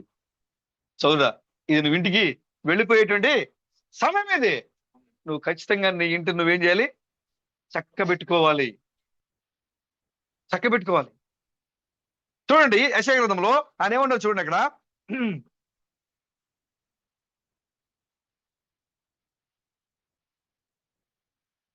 38వ అధ్యాయంలో, ఆ దినములలో హిజ్కియాకు మరణకరమైన రోగము కలుగగా ప్రవక్తయు ఆమోజు కుమారుడైన యెషయా అతని యొద్దకు వచ్చి, నీవు మరణమవుచున్నావు, బ్రతుకవు గనుక నీవు నీ ఇల్లు చక్కబెట్టుకోమని యెహోవా సెలవిచ్చున్నాడని చెప్పగా. ఏం బ్రదర్? సోదరా, ఏం చేయాలి? మనం ఏం చేయాలి బ్రదర్? మందిరాన్ని నిలబెట్టడం ఎంత ప్రాముఖ్యమో, నీవు నీ ఇంటిని చక్కబెట్టుకోవడం కూడా అంతే ముఖ్యం. యెహోవా సెలవిస్తున్నాడు. హిజ్కియాతో యెషయా ప్రవక్త అంటున్నాడు, హిజ్కియా నీవు నీ ఇంటిని చక్కబెట్టుకో, ఇది యెహోవా సెలవిస్తున్నాడు, ఇది యెహోవా వాక్యది. నువ్వు నీ ఇంటిని చక్కబెట్టుకోకపోతే నువ్వు ఎత్తబడవు. నువ్వు ఇంటిని సరి చేసుకోకపోతే నువ్వు ఎత్తబడిలో ఉండవు. లేదు బ్రదర్, నేను మందిరంలో చాలా గొప్ప పనులు చేస్తా ఉంటా. గాడ్ బ్లెస్ యు, మంచిదే. నీ పితరుల చర్యలు నీలో లేవు. నీ పితరులు వదిలేసినట్లుగా యెహోవాను విడిచిపెట్టలేదు. నీ పితరులు మూసివేసినట్టుగా ఆరాధన క్రమాన్ని తిరిగి మరలా తెచ్చావు, మంచిదే బ్రదర్. కానీ నీవు నీ ఇంటిని చక్కబెట్టుకోవాలి. నువ్వు నీ ఇంటిని చక్కబెట్టుకోవాలి. పౌలు వెళ్ళి వాక్యం చెప్తారంటాడు, ఇప్పుడు నేను ఏం చేయాలి? ఇప్పుడు నేను ఏం చేయాలి అని అడిగితే ఆయనకి అర్థమైపోయింది. అధిపతికి, చెరసాల అధిపతికి ఏమైంది? వాక్యం తెలిసిపోయింది. ఇప్పుడు పౌలు ప్రకటించే దేవుడే నిజమైన దేవుడు అనే సంగతి తెలిసి ఆయన ఏమన్నాడు? నేనేం చేయాలి? చూసారా? అవునండి, ఆయన చెప్తున్నాడు అప్పుడు, నీవు నీ కుటుంబం అంతా కూడా ఏం చేయాలి? ప్రభువుని అంగీకరించాలి, మారుమనసు పొందాలి, బాప్తిసం తీసుకోవాలి. అవునండి సోదరుడు, అదే ఇప్పుడు చేయాల్సింది ఏంటంటే నీ కుటుంబాన్ని, గొప్ప గొప్ప మర్మాలు తెలుసుకోవడం ఎంత ప్రాముఖ్యమైన విషయమో, 7 గురువుల రహస్యాన్ని గ్రహించడం ఎంత ప్రాముఖ్యమైన విషయమో, దేవుని కొత్త పేరుని నీ భాషకముగా ధరించుకోవడం ఎంత ప్రాముఖ్యమైన విషయమో, నీవు నీ కుటుంబాన్ని కట్టుకోవడం కూడా అంతే ప్రాముఖ్యమైన విషయం. ఇది చివరి ఘట్టం. ఇది నువ్వు భక్తిగా అనేక పనులు చేసి ఉండొచ్చు. ఒక విశ్వాసిగా సంఘంలో నువ్వు చేయాల్సిన దానికన్నా ఎక్కువగా నువ్వు త్యాగం చేసి ఉండొచ్చు. నీ భర్తని, నీ బిడ్డని, నీ భార్యని నువ్వు కంట్రోల్లో మందిరంలో భయభక్తులు కనుక నువ్వు ఉంచకపోతే నువ్వు సరి చేసుకో. నీ బిడ్డలు కనుక నువ్వు వాక్యంలో ఉంచకపోతే నువ్వు సరి చేసుకో. నీ ఇంటిలో నిషిద్ధమైంది ఉంటే నువ్వు సరి చేసుకో. నీ ఇంటిలో దీపము ఆరిపోతే నువ్వు వెలిగించు. ఎందుకంటే ఇది ఈ లోకాన్ని విడిచిపెట్టి వెళ్ళిపోయే సమయంలో మనం ఉన్నాం ఇప్పుడు. ఆమేన్. ప్రభుకి స్తోత్రం కలగాక. యెషయా ఎప్పుడైతే ఆ మాట చెప్పాడో, హిజ్కియా ఏం చేశాడు బ్రదర్? ఇదేంటయ్యా, నేను మా నాన్నలా ప్రవర్తించలేదు, ఇదేం దేవుడు? మా నాన్న చర్యలు నేను వెంబడించలేదు. పైగా మా నాన్న ఏమని తిట్టాడు వాళ్ళ నాన్ని? ఏమని తిట్టాడు బ్రదర్ వాళ్ళ నాన్ని? మన పితరులు 29:6లో, 2వ దినవృత్తాంతాలు 29:6 చదవండి ఒకసారి. ఎవరిని తిట్టాడు మాట? పితరులు అంటే దాంట్లో నాన్న లేడా? ఉన్నాడు కదా. వాళ్ళ నాన్న ఏమన్నాడు? ద్రోహి అన్నాడు. మా నాన్న ద్రోహి అని మా నాన్న తిడితే నాకు ఇచ్చే బహుమానం ఏంటి? నేను చనిపోతానా? ఇదేం దేవుడు? ఇది నేను ఇంత త్యాగం చేసి మందిరం తలుపులు మూయించి తెరిచానే, పరిశుద్ధ స్థలంలో ఉండకూడని వస్తువులు ఉంటే శుభ్రం చేశానే, 6 సంవత్సరాలుగా ఆరిపోయిన దీపాన్ని తిరిగి వెలిగించానే. ఇదేంటి నాకు? ఇదేం ఆశీర్వాదం? కుటుంబాన్ని కట్టుకోవాలండి. నీవు నీ కుటుంబాన్ని కట్టుకోలేదు కాబట్టి మరణకరమైన రోగము. నీవు నీ కుటుంబాన్ని కట్టుకోలేదు కాబట్టి శోధన. ఎందుకు అంటే దాని ద్వారా దేవుడు నేను సిద్ధపరుస్తున్నాడు. అక్కడ వీళ్ళు ఏం చేస్తున్నారు తెలుసా? హిజ్కియా ఎప్పుడైతే మందిరాన్ని నిర్మించాడో, హిజ్కియా ఏం చేశాడు తెలుసా? మోషే యొక్క ఇతర సర్పాన్ని తీసుకెళ్ళి ఏం చేశాడు తెలుసా? మొత్తం ఎరగొట్టించాడు. మోషే ఇతర సర్పం ఎక్కడ ఉంది అంటే అక్కడే ఉంది, ఆ దేశంలోనే ఉంది. వారు పట్టుకొని వచ్చారు, మోసుకుంటూ వచ్చారు. అది అది కూడా ఒక పరిశుద్ధమైన వస్తువులో పెట్టారు దాన్ని అక్కడ. ఆహాజు మొత్తం అన్ని కూల్చేసిన తర్వాత దీన్ని మాత్రం కోల్చలా. ఎందుకంటే తెలుసా? ఇది ఒక విగ్రహం, ఇది ఒక బొమ్మ, ప్రతిమ ఇది. వీళ్ళందరూ ఏం చేసేవాళ్ళు? ఆ ఇప్పుడు దేవుడు ఎక్కడ లేడు, కానీ ఇప్పుడు ఇతర సర్పంలో దేవుడు ఉన్నాడు. విగ్రహారాధన చేశారు. దేవుడు అక్కడ పెట్టిన ఉద్దేశం వేరు, దాన్ని వీళ్ళు ఆచారంగా మార్చేశారు, ఆచారం చేశారు. కాబట్టి హిజ్కియా ఆ ఆచారాన్ని, ఇత్తడి సర్పము అనే ఆచారాన్ని హిజ్కియా అదేం చేశాడు? పగలగొట్టేశాడు. ఇంత నీతిగా యథార్థంగా నేను దేవుని ఏడల ప్రవర్తిస్తే దేవుడు ఏంటి నాకు మరణాన్ని ఇచ్చాడేంటి? నాకెందుకు ఈ భక్తి, నాకెందుకు ఈ ఆరాధన, నాకెందుకు ఈ దేవుడు అని విడిచిపెట్టి వెళ్ళిపోయాడు బ్రదర్? వెళ్ళిపోలేదు. ప్రవక్త మీద వాగ్వాదాలు దిగాడా? దిగలేదు. ఎప్పుడైతే యా నీవు నీ ఇంటిని చక్కబెట్టుకో అని ప్రవక్త చెప్పాడో, వెంటనే ఏం చేశాడు? ఏడవటం మొదలు పెట్టాడు గోడతోటి దిగి. ఓ నేను భక్తిపరుడు అనుకున్నానే, ఓ నేను చాలా మంచి పనులు చేశాను అనుకున్నానే, సంఘంలో నేను చాలా ఉద్యోగంగా ఉన్నాను నేను అనుకున్నానే, సంఘంలో నా ద్వారా గొప్ప సంస్కారం జరిగిందని నేను అనుకుంటున్నానే, కానీ నేను నా ఇంటిని చక్కబెట్టుకోలేదా? ఓ ప్రభువా. గోడతోటి తిరిగాడు, ప్రార్థన చేయడం మొదలు పెట్టాడు. నేను ఎంత యథార్థంగా ప్రవర్తించాను నీకు తెలుసుగా ప్రభువా, ఎంత నీతిగా జీవించాను నీకు తెలుసుగా ప్రభువా అడిగాడు, ప్రార్థన చేశాడు బ్రదర్.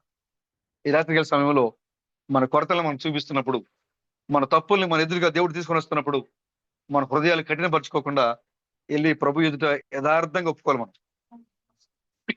మన యొక్క హృదయాలు ఎటు తిరగాలి? గోడతోటి తిరగాలి. గోడతోటి తిప్పాలి. మీరు మీ ఇంటిని మీరు చక్కబెట్టుకోవాలి, నీ హృదయంలో చక్కబెట్టుకోవాలి, నీ పరిస్థితుల్లో చక్కబెట్టుకోవాలి. నువ్వు ఎత్తబడిలో ఉండాలంటే, మరణము లేకుండా నువ్వు జయించాలంటే, మరణము నీ నుంచి దూరం అయిపోవాలంటే నువ్వు ఖచ్చితంగా చక్కబెట్టుకోవాలి. హిజ్కియా అంటున్నాడు, ప్రభువా యథార్థంగా ఉన్నానే అని కన్నీళ్ళు గోడతోటి తిరిగి పశ్చాత్తాపంతో కన్నీళ్ళు విడిచి అడిగినప్పుడు ప్రభు అక్కడికక్కడే సమాధానం ఇచ్చాడు. అవునండి, ఈ రాత్రికాల సమయంలో సోదరుడా, నీవు గోడతోటి తిరిగి పశ్చాత్తాపంతో కనుక నువ్వు ప్రభుని అడిగితే నీకు ఇప్పటికిప్పుడు సమాధానం ఇచ్చే దేవుడు నీ దగ్గరే ఉన్నాడు బ్రదర్. నీ పైన ఉన్న మరణాన్ని తొలగించే దేవుడు నీ దగ్గరే ఉన్నాడు. దేవుడు చెప్పాడు, హిజ్కియా నీ పైన ఉన్న మరణాన్ని కొంతకాలం మటుకు నేను తొలగించేస్తాను, కొంతకాలం నీకు మరణం రాదు, కొంతకాలం రాదని చెప్పాడు ఆయన. తర్వాత హిజ్కియా ప్రార్థన చేశాడు. ఎంత గొప్పగా ప్రార్థన చేశాడు తెలుసా? ఆ తర్వాత మీరు చదవండి. నేను దాని గురించి ఇప్పుడు నేను వెళ్తే చాలా మన సమయం అవుతుంది. ఆయన అంటున్నాడు, అయితే భూమి మీద నాకు నివాసం లేదా? హిజ్కియా అంటున్నాడు, ఈ భూమి మీద నాకు నివాసం లేదా? పక్షి గూడు ఎగిరిపోయినట్టుగా నా గూడు ఎగిరిపోతుందా? దేవుడు చెప్పినప్పుడు ఏడుస్తూ హిజ్కియా చేసిన ప్రార్థన, మరలా ఆయుష్ ఇచ్చిన తర్వాత మరలా ప్రార్థన చేశాడు, గొప్పగా ప్రార్థించాడు ప్రభుని. కొన్ని మాటలు చూద్దాం, చూడండి అక్కడ.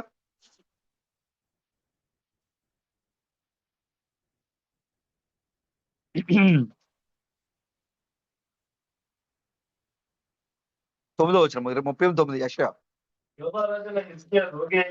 ఆరోగ్యం పొందిన తరువాత రక్షించను. నా దినముల మధ్యాహ్న కాలమందు నేను పాతాళ ద్వారమును పోవాల్సి వచ్చాను. ఎందుకని నా దినముల మధ్యాహ్న కాలం అంటే అర్థం ఏంటి? నేను సగం వయసుకు వచ్చాను, నేను అప్పుడే వెళ్ళిపోవాల్సింది, పాతాళ ద్వారానికి వెళ్ళిపోవాల్సింది నేను. ఎందుకని? సరి చేసుకోవాలి బ్రదర్. నేను అప్పుడే నా దినముల యొక్క మధ్యాహ్న కాల సమయంలోనే, నా మధ్య వయసులోనే నేను వెళ్ళిపోవాల్సింది. ఆరోగ్యం పొందిన తర్వాత అదేనా 10వ వచనమా? నా దినముల మధ్యాహ్న కాలం ముందు నేను పాతాళ ద్వారమున పోవలసి వచ్చెను, నా ఆయుష్శేషము పోగొట్టుకుని ఉన్నాను. యెహోవాను సజీవుల దేశమున యెహోవాను చూడకపోదును. ఇదే దేశం ఇది. ఇక నేను వెళ్ళిపోతా కాబట్టి ఈ దేశంలో ఉండి నేను ఆ దేవుడిని నేను చూడలేను. ఇది ఎంత వేదనకరమైన మాటలు చూడండి. ఇది ఒక మనిషికి తన మరణం వచ్చేసిందని తెలిసినప్పుడు ఆ మనిషికి యొక్క బాధ ఎంత ఉండదు చూడండి. మృతుల లోకవాసినై ఇకను మనుషులను కానరాకపోదునని నేను అనుకుంటుని. నా నివాసము పెరికివేయబడిను, గొర్రెల కాపరి గుడిసె వలె అది నా యొద్ద నుండి ఎత్తుకుని పోబడెను.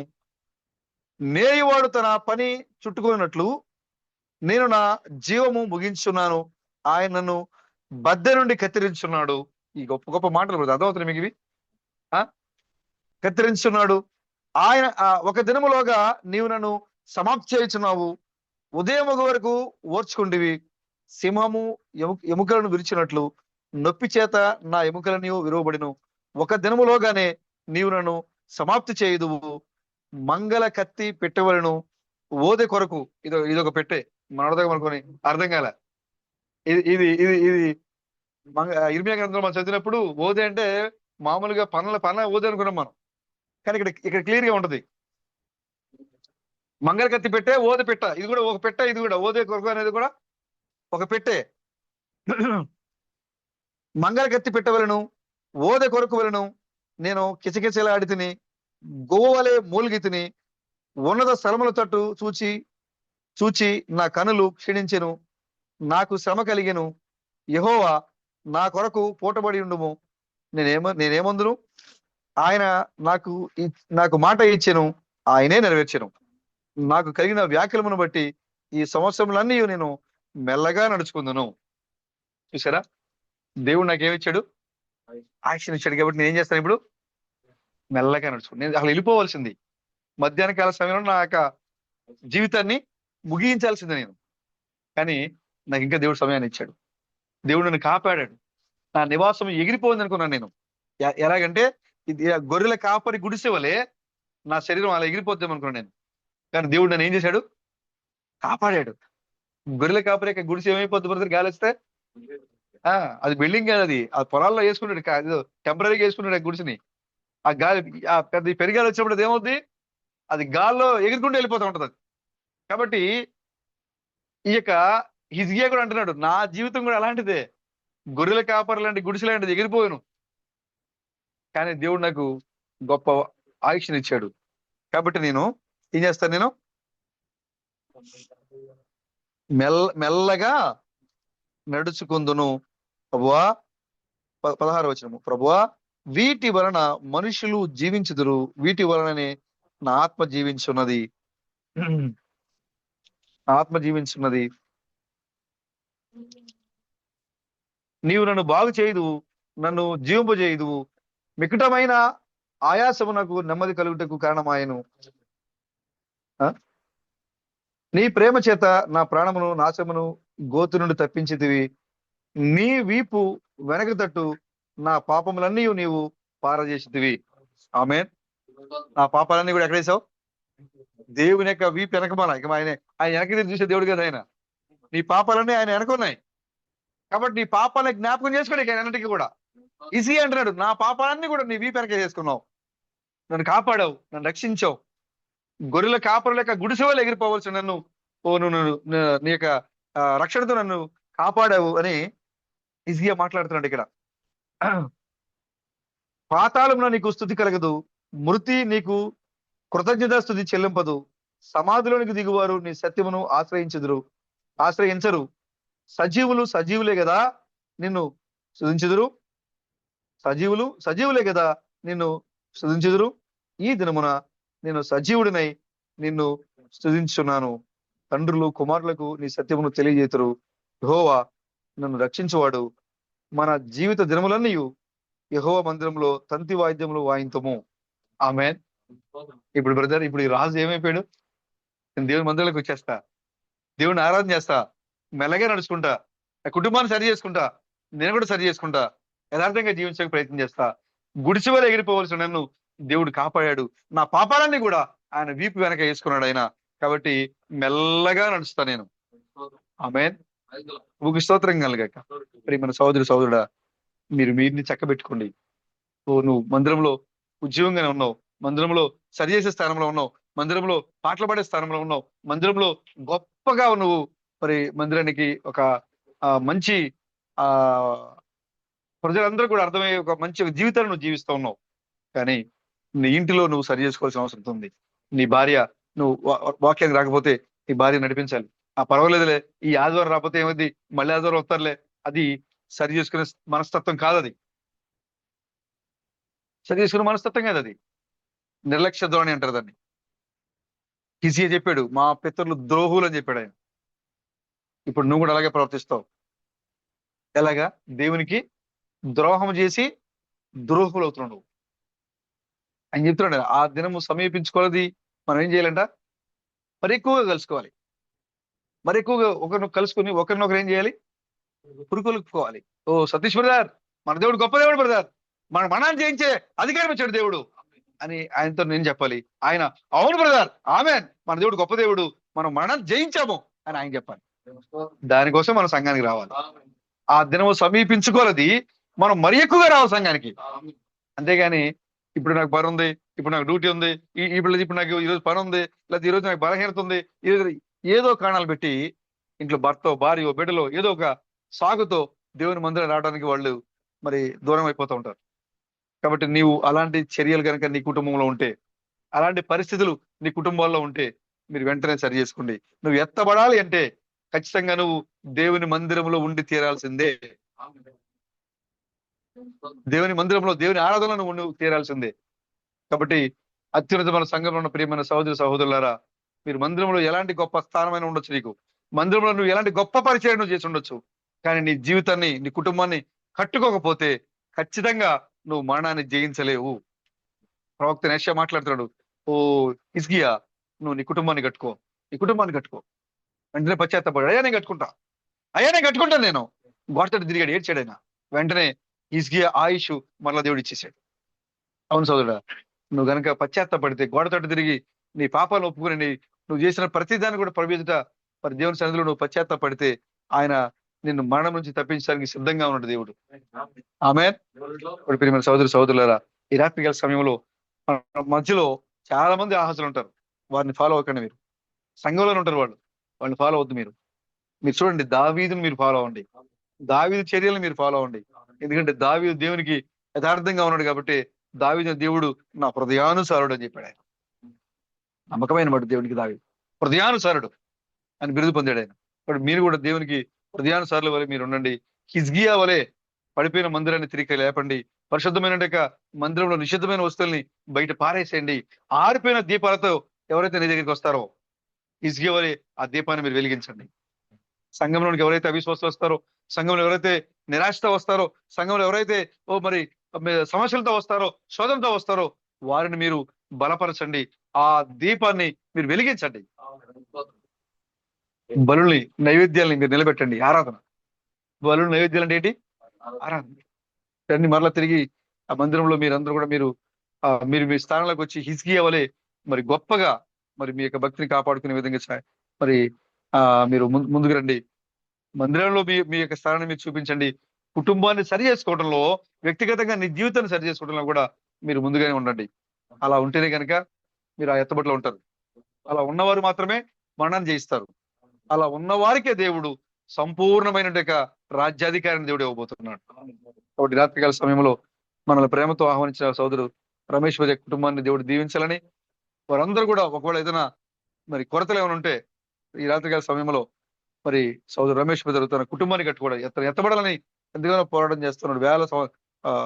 10 సంవత్సరాల్లో మరి సోదరుడు 18-20 సంవత్సరాల నుంచి వస్తున్నాడు. మరి సోదరుడు మరి ఆరాధనకు వస్తూ ఉన్నారు కాబట్టి మరి ఆ గొప్ప ఎత్తబాటులో కుటుంబం ఉండాలంటే కుటుంబాన్ని కట్టుకోవాలి, సరిచేయాలి. చిన్నదేగా వాళ్ళు తెలుసుకుంటారులే, చిన్నదేగా వదిలేద్దాంలే, చెబుదాంలే అని అనుకుంటే ఆ చిన్న విషయమే రేపటి దినమందు నీ ఎత్తబట్టుకు ఆటంకం అవుతుంది. అది ఎంత చిన్నదైనా దేవుని యొక్క పనికి ఆటంకపరిచేది అది ఎలాంటిదైనా సరే, అది చిన్న పని కావచ్చు, పెద్ద పని కావచ్చు, దాన్ని వెంటనే మీరు సరి చేయండి. ప్రార్థన చేయడం, భక్తిగా ఉండటం, బైబిల్ చదవటం, వర్తమానాలు చదవటం, కుటుంబ ఆరాధన చేయటం, దేవుని బిడ్డలకి అనేక మందితో కలిసి మీ యొక్క విశ్వాసాన్ని వారితో పంచుకోవటము, వారి యొక్క విశ్వాసాన్ని బలపరచడము, ఇవన్నీ కూడా దేవుని బిడ్డలుగా మీరు చేసిన పనులు. ఇవన్నీ ఆ దినము సమీపించుకోవాలి, మీరు మరి ఎక్కువగా కలుసుకోవాలి. ఆయన పౌలు గారు అంటారు, ఇంకా మనం కలుసుకుంటున్నాం కానీ ఒకరికొకరు మీరు ఆతిథ్యం ఇవ్వ మరొకటి. ఓ సతీష్ బ్రదర్ రండి, మా ఇంటికి రండి బ్రదర్, భోంచేసేయాలండి బ్రదర్. చాలా బ్రదర్ మా ఇంటికి రండి బ్రదర్, భోంచేసేయాలండి బ్రదర్. టైం వేస్ట్ చేయదు వాళ్ళది. సరదాగా రండి, మాట్లాడుకోండి. భోజనం చేసే టైంలో దేవుని గురించి 4 మాటలు మాట్లాడుకోండి. దేవునికి మహిమ, మీ విశ్వాసం బలపడుతుంది అక్కడ. కాబట్టి దేవుని బిడ్డలు తగిన విధంగా మీ జీవితాన్ని మీరు మార్చుకోండి. మీ కుటుంబాలను సరి చేసుకోండి. సంఘంలో నువ్వు ఎంత గొప్పగా ఉన్నా సరే, దేవుని కొరకు, సంఘం కొరకు నువ్వు ఎంత గొప్ప పనులు చేస్తున్నా సరే, నీ కుటుంబాన్ని కట్టుకోకపోతే నువ్వు మరణాన్ని జయించలేవు. నీ కుటుంబాన్ని కట్టుకోకపోతే నువ్వు ఎత్తబడిలో ఉండలేవు. నీ కుటుంబాన్ని కట్టుకోకపోతే దేవుని కుమారుడివి, కుమార్తె అనే ఆ హోదాని నువ్వు పొందుకోలేవు. కాబట్టి రాత్రికాల సమయంలో సోదరులారా, దేవుని వాక్య ప్రకారంగా మీరు జీవించాలని నేను కోరుకుంటున్నాను. దేవుడి చిన్న మాట దీవించిన కాక ఆమె ప్రార్థన చేసుకున్నాం.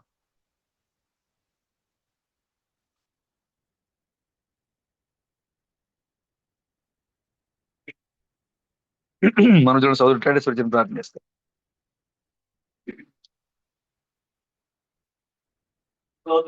తర్వాత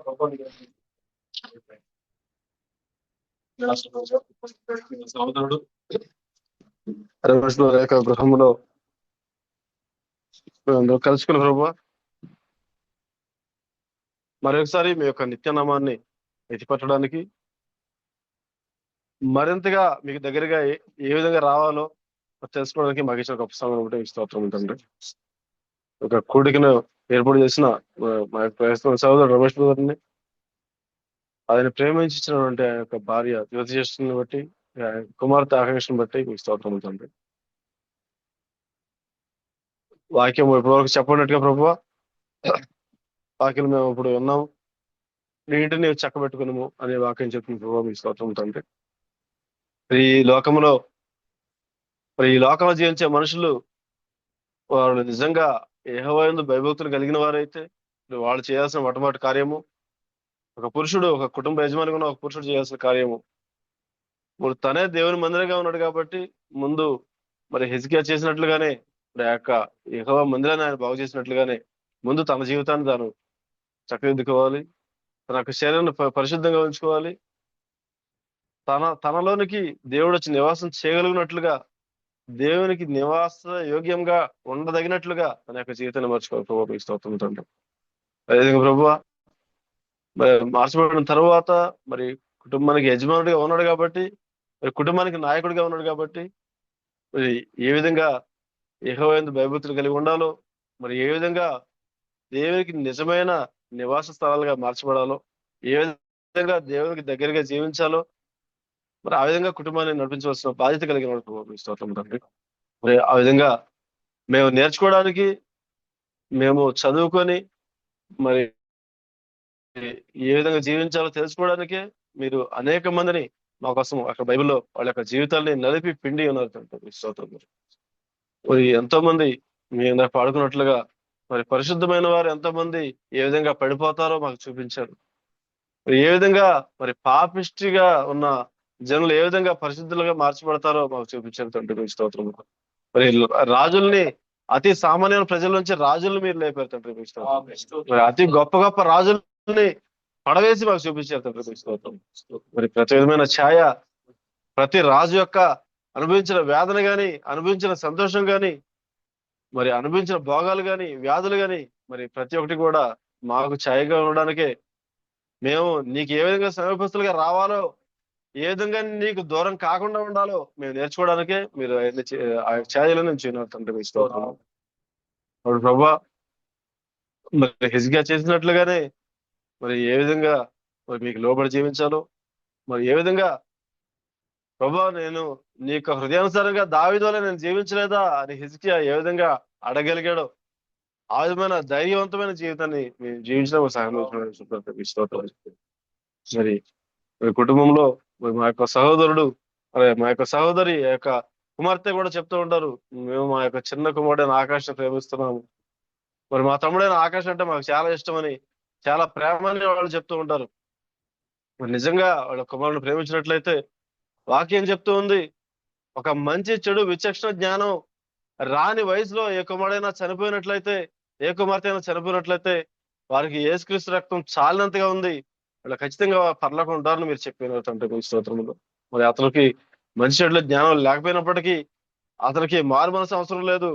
అతను తెలియని స్థితిలో ఈ లోకానికి వెళ్ళిపోయాడు కాబట్టి యేసుక్రీస్తు రక్తం అతనికి సరిపోయినంతగా ఉంది కాబట్టి ఆ యొక్క గొప్ప నిత్యత్వంలో అతను ఉంటాడని మీరు చెప్పిన తండ్రి స్తోత్రములు. కాబట్టి ప్రభువా మీరు మరి ఈ కుటుంబం చెప్పినట్లుగా ఆ కుమారుని కుటుంబం ప్రేమించినట్లయితే, వాళ్ళు చెప్పే మాట నిజమైనట్లయితే, వాళ్ళ ఆ కుమారుని కలుసుకోవాలనుకున్నదే నిజమైనట్లయితే, ఆ కుమారుని కలుసుకునే ఒకే ఒక మార్గం ఉంది.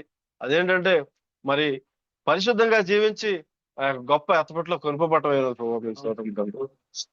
ఎందుకంటే కేవలము ఆ విధంగా జీవించి ఎత్తపట్లో వెళ్ళినప్పుడు మాత్రమే ఆ యొక్క పరదేశంలో మాకు ఎదురు చూసినటువంటి ఆ యొక్క కుమారుని మేము కలుసుకోగలుగుతామనే జ్ఞానమును కుటుంబానికి దయచేయమని విషయం మీకు స్తోత్రం.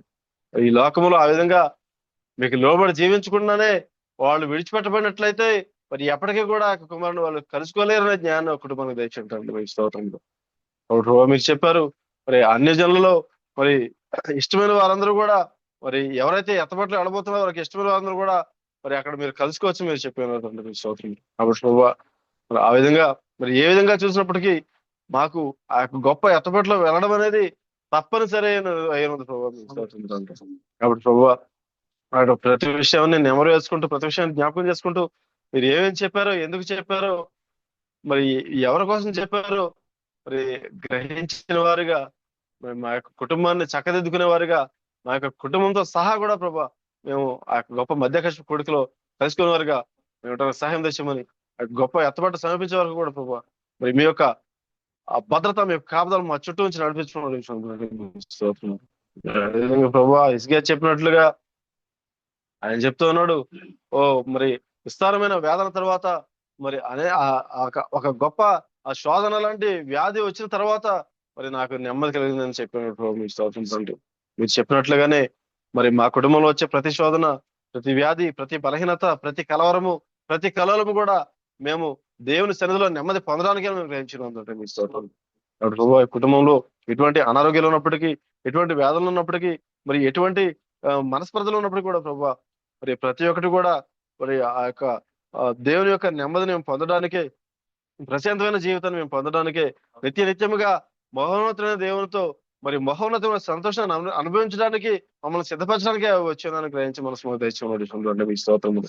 కాబట్టి ప్రభు ఆ శోధనలు ముత్యములు వంటివి అని చెప్పిన ఆ వాక్యాన్ని మరి జ్ఞాపకం చేసుకోవడం మన సందేశం మీ స్తోత్రంలో. ప్రతి ప్రతి మా మా మధ్యకి వచ్చిన ప్రతి కలవరము తొలగించబడబోతుంది. ప్రతి ఒక్క వేదన తీసివేయబడబోతుంది. మరి మేము మా యొక్క దుఃఖము నిట్టూర్పు ఎగిరిపోయిన వారుగా, ఉల్లాస వస్త్రం ధరించుకున్న వారుగా, నిత్య సంతోషాన్ని తలల మీద కిరీటముగా ధరించిన వారుగా మేము ఉండబోతున్నామని మరి నమ్మే మనసు మాకు దయచేయమని. మరి అందువరకు మీ యొక్క కృప, మీ యొక్క భద్రత, మీ యొక్క కాపుదల యొక్క కుటుంబం చుట్టూను, ఈ యొక్క కుటుంబంలో ఉన్న ప్రతి ఒక్క వ్యక్తి చుట్టూ వ్యక్తిగతంగా ఉంచి నడిపించి మీ యొక్క ఈ కుటుంబం ఏ సంఘానికి అయితే వెళుతుందో మరి ఆ యొక్క సంఘం నుంచి మరింతగా నేర్చుకున్న వారుగా కుటుంబాన్ని నుంచి నడిపించి మీ యొక్క నామానికి మేము తెచ్చుకున్నది రాజుగా ప్రభు రాబోతుంటే క్రీస్తు ప్రణామం మీ యొక్క అత్యంత ప్రభులైన నామములో ఈ ప్రార్థన అడుగుతుంటే గొప్ప దేవుడా కృష్ణ ప్రభు మీకు వందనాలు. ఈ రాత్రికాల సమయంలో మా యొక్క ప్రస్తుత సహోదరుని యొక్క కుటుంబంలో వచ్చి నేను మరి మా యొక్క సహోదరులందరూ కూడా కీర్తనల ద్వారా మీ నామాన్ని మేంపరిచారు. పరిశుద్ధ గ్రంథంలో వచ్చి కొన్ని మాటలు మేము ఎత్తుపట్టి మా జీవితాలకి వాటిని అన్వయించుకున్నాం. మా ప్రభు మేము ఎవరి వలె ఉండాలి? దావీదు వలె ఉండాలి. మేము ఎవరి వలె జీవించాలి? హిజ్కియా వలె జీవించాలి. మేము ఎవరి వలె ఉండకూడదు? ఆహాజు వలె మేము ఉండకూడదు. శ్రమ, శోధన, సమస్యలు సాతాను మా చుట్టూ అల్లేసిన విధంగా మాకు కనబడుతున్నా కూడా యెహోవా ఈరే అనే ధైర్యంతో నిలబడడానికి సాయం తెచ్చండి. సమస్యలు చూసి హిజ్కియా వలె, ఆహాజు వలె అన్య దేవతల్ని ఆశ్రయించటము, అన్య రాజుల్ని ఆశ్రయించటము, అన్య సంఘాలని ఆశ్రయించటము, ఆ పడిపోయే గుంపులు మేము వెళ్లకుండా మా విశ్వాసాన్ని కాపాడుకునే గుంపులు మేము ఉంటాయి సహాయం తెచ్చండి. మేము మందిరానికి సరిపడగా మేము అన్ని పనులు చేస్తూ ఉంటాం. మందిరానికి సరిపడగా మేము మా యొక్క భక్తిని కనబరుస్తూ ఉంటాం. అయితే మా కుటుంబాన్ని కట్టుకోవడంలో మేము వెనకబడుతూ ఉన్నాం. కాబట్టి యెహోషువ చెప్పినట్లుగా నేనును నా ఇంటి వారును ప్రభు అయిన యెహోవానే సేవిస్తాము. మీరు ఎవరైనా సేవించండి, కానీ నేనైతే యెహోవానే సేవిస్తానని చెప్పినట్లుగానే మేము కూడా సంఘంలో ఉన్న సహోదరులు వాళ్ళు ఎలాగైనా ఉండనివ్వండి, కానీ నేను నా కుటుంబము, నేను నా పిల్లలు, నేను నా భార్య, నేను నా కుటుంబ సభ్యులు ప్రభు అయిన క్రీస్తు బిడ్డను సేవిస్తాము అనే విధంగా ప్రతి ఒక్కరు కూడా ప్రభు వారి యొక్క జీవితాలకి మరి మార్చుకోవడానికి మీరు సహాయం దయచేయండి. నేను మరి చివరి సమయంలో మీరు చెప్తున్నారు, జకయ్య అనే సందేశంలో మీరు మాట్లాడుతున్నారు, జకయ్య భార్య రిబ్కా ఎప్పుడు మనోవేదనతో ఉండేది. అయ్యో, గొప్ప వాక్యం ఇచ్చింది, కానీ నా భర్త ఆచారంలో ఉండిపోయాడు, నా భర్త ఓ అవిశ్వాసపు మార్గంలో నడుస్తున్నాడు, ఈ కాలంలో రక్త మాంసాలతో నడుస్తున్న వాక్యాన్ని చూడలేకపోతున్నాడే అని ఉపవాసం ఉండి తన భర్త కోసం ప్రార్థన చేసేది. ఆ యొక్క వాక్యము ఒక దినాన, ఆ ప్రార్థన ఒక దినాన పనిచేయటం మొదలుపెట్టింది. జకయ్య యొక్క హృదయాన్ని కదిలించింది, రాత్రంతా ఆలోచింప చేసింది. ఓ, సజీవంగా రక్త మాంసాలతో నడుస్తున్న వాక్యం దగ్గరికి జకయ్య నడిపించింది. జకయ్య ఎవరో కాదు గాని ఆ వాక్యము సాక్ష్యం ఇస్తోంది, ఇతడు అబ్రాహాము యొక్క కుమారుడే అని చెప్తా ఉంది. కాబట్టి నేను ఆ యొక్క రిబ్కా ఎలాగైతే తన భర్త మారు మనసు కొరకు, తన భర్త బయలుపాటు కొరకు, తన భర్త విడుదల కొరకు ఎలాగైతే ప్రార్థన చేసిందో, ఓ మరి సంఘంలో ఉన్న ప్రతి ఒక్క సహోదరుడు కూడా వారి కుటుంబంలో ఉన్న వారి కోసం ప్రార్థన చేయడానికి సహాయం దయచేయండి. వారి యొక్క ప్రార్థన, వారి యొక్క భక్తి, వారి యొక్క నడవడికను బట్టి బైబిల్ చెబుతోంది, భర్త అవిశ్వాసి అయితే భార్య యొక్క ప్రార్థన ద్వారా ఖచ్చితంగా రాబట్టవచ్చు. భార్య అవిశ్వాసరాలైతే భర్త యొక్క ప్రవర్తన ద్వారా, భక్తి ద్వారా భార్యను రాబట్టవచ్చు. అది ఈ విధంగా రాయబడి ఉంది. కాబట్టి మా ప్రభువా, హిజ్కియా వలె మేము మందిరంలో పనులు చేయటమే కాదు కానీ, ఓ హిజ్కియా వలె మా కుటుంబాలు మేము కట్టుకోవడానికి కూడా సహాయం దయచేయండి. గొప్ప ఎత్తబోట్లో ఉండకు కూడా సహాయం దయచేయండి. ఇప్పుడు మోకరించిన మరి ప్రతి ఒక్కరిని కూడా దీవించండి. దూర ప్రాంతం నుంచి మాతో ఐక్యత పొందుకున్న సహోదరులను కూడా దీవించండి. అదేవిధంగా కూడికిని ఏర్పాటు చేసుకున్న సహోదరుడు రమేష్ ప్రధాని బట్టి, సిస్టర్ని బట్టి, కుమార్తెను బట్టి, అదే గమనం బట్టి మీకు వందనాలు చెల్లిస్తున్నాను. కుటుంబాన్ని దీవించండి. ప్రాంతంలో మరింతగా వాక్యంలో వారు మరి నిలబడటానికి మీరు సహాయం దయచేయండి. వారికి ఆశీర్వాదం దయచేయండి. బిడ్డలు ఎక్కడ ఉన్నప్పటికీ మీ ఆత్మ కాపుదల వారితో ఉంచండి. వాళ్ళు ఎక్కడ ఉన్నప్పటికీ దేవుని మందిరం తట్టు వారి హృదయాలు ఉంచడానికి మీరే సహాయం దయచేయండి. హిజ్కియా దేవుని మందిరాన్ని బాగు చేసిన తర్వాత హిజ్కియా మరి ఒక చట్టం చేశాడు, మీరు యెరూషలేములో మీరు ఎక్కడ ఉన్నప్పటికీ పస్కాను ఆచరించడానికి యెరూషలేముకు రావాల్సిందే అని హిజ్కియా ఒక చట్టం చేశాడు. కాబట్టి మా ప్రభువా, ప్రతి ఒక్కరు కూడా పస్కాను ఆచరించడానికి ప్రతి సంవత్సరము యెరూషలేముకు వచ్చారు. కాబట్టి మరి సహోదరుడు ఎక్కడ ఉన్నప్పటికీ దేవుని మందిరము మరి ఏ వైపు ఉందో తన హృదయాన్ని ఆ వైపు తిప్పి నీ సన్నిధిలో యథార్థంగా జీవించడానికి సహాయం దయచేయండి. ఆ మందిరంలోనికి రావడానికి మీరు సహాయం దయచేయండి ప్రభువా. ఇది నీ యొక్క చట్టమై ఉన్నది. ఎవరైతే సంఘంలో పాలు పొందుకోరో, ఎవరైతే సంఘంలో ఐక్యత పొందుకోరో వారు ఖచ్చితంగా ఎత్తబాటులో ఉంటారని మీరు చెప్పారు మా ప్రభువా. కాబట్టి ఎందుకంటే ఒంటిగా ఉన్న పుల్ల ఎప్పటికీ మండదు. అనేక పుల్లల మధ్యలో ఉంటేనే అది అగ్ని జ్వాలలు, అగ్ని మంటలు, రవలది అది వెదజల్లుతుందని మీరు చెప్పారు మా ప్రభువా. అగ్నిని అది రాజేస్తుందని మీరు చెప్పారు మా ప్రభువా. కాబట్టి మేము ఒంటరిగా ఉండి, ఇంట్లో ఉండి, చాలే నేను ఇంట్లో ఉంటానులే, చాలే నేను భక్తిగా ఉంటానులే, చాలే నేను ఇంట్లో ఉండి ఉపవాసం ఉంటాను, చాలే ఇంట్లో ఉండి ఉపవాసం చదువుతానులే, ఇంట్లో ఉండి బైబిల్ చదువుతానులే, ఇంట్లో ఉండి ప్రార్థన చేస్తానులే, ఇక ఆయనలో ఎలా ఉండి నేను సంఘానికి నేను ప్రార్థన వింటానులే, మెసేజ్ వింటానులే అని అనుకుంటే అది ఎంత మాత్రమో కుదరదని వాక్యం చెప్తోంది మా ప్రభువా. నువ్వు ఎంత వేగముగా పరిగెట్టి రాగలవో, ఇది హిజ్కియా చట్టం. ఇది పస్కా. ప్రతి ఒక్క ఇజ్రాయేలీయుడు పస్కాను ఆచరించాలి. ప్రతి అత్యున్నతమైన సంఘంలో ప్రతి సహోదరుడు దేవుని మందిరంలోకి వచ్చి తీరాల్సిందే. ఒంటరిగా ఉంటే అతను ఉద్యోగాన్ని పొందలేడు. అనేక మంది మంటలు కలిగిన పొలలు అక్కడ సంఘంలో మండుతున్నాయి. మేము కూడా వెళ్ళి ఆ మంటలో మమ్మల్ని మేము వండించుకోవడానికి సహాయం దయచేయండి. మోకరించిన ప్రతి ఒక్కరిని కూడా దీవించండి. ముఖ్యంగా కుటుంబాన్ని కూడా దీవించి ఆశీర్వదించండి. ఆ విధంగా వారి హృదయాలను మందిర తట్టు మీరు నడిపించి మరి కుటుంబాన్ని కూడా బలపరచమని, ఈ ప్రాంతంలో ఇంకా సౌదులో ఉన్నారు వారు కూడా విశ్వాసంలో ఎదుగునట్లు మీరు కృప దయచేయమని, అదేవిధంగా మరి దూర ప్రాంతం నుంచి ఈ కార్యక్రమంలో పాల్గొన్నటువంటి సహోదరులందరినీ కూడా పేరు పేరున మీరు దీవించి ఆశీర్వదించి మీరు మహిమ ఘనత ప్రభావం పొందుకోనమని, రాజులకు రాజుగా ప్రభులకు ప్రభుగా పెండ్లి కుమారుగా మా మధ్య రాబోతున్నటువంటి మా విమోచకుడైన క్రీస్తు బ్రహ్మన్ మీ యొక్క నామంలో ప్రార్థన అడుగుతున్నాం ప్రభువా. ఆమేన్. Yes, when हमने faith, right when हमने faith, when हमने faith in Hallelujah, Hallelujah, His venom never fails indeed. Is coming very soon. Is coming very soon. Is coming very soon indeed. Hallelujah. Hallelujah. Is coming very soon indeed. యెహోవాను సన్నదించుము, నా అందరికి సమస్తమైన పరిశునామమును సన్నదించుము. యెహోవాను సన్నదించుము, మా విమోచకుడైన క్రీస్తు మరణం చేసిన ఉపకారములు దీన్ని మరువకును. ఆమె ఆమె ఓ మన రాజులకు రాజును, ప్రభులకు ప్రభును, మన పెండ్లి కుమారుడైన క్రీస్తు బ్రహ్మాం యొక్క కృప, సమాధానము ఈ రాత్రికాల సమయంలో కూడికి ఏర్పాటు చేసుకున్న సోదర కుటుంబములకును, ఈ కార్యక్రమంలో పాల్గొన్నటువంటి ప్రతి ఒక్క పరిశుద్ధులకును, దూర ప్రాంతం నుంచి కలుసుకున్న సోదరులకును, ప్రపంచ వ్యాప్తంగా ఉండి ఈ వాక్యముతో ఎత్తబడి సిద్ధపడుతున్న పరిశుద్ధులకును ఆయన కృపా సమాధానము ఇప్పుడు ఎల్లప్పుడు సదాకాలము తోడేయండి మనందరినీ నడిపించును గాక. Amen amen amen amen. Glory to God. అందరికీ వందనాలు brother. God bless you. God bless you. God bless you.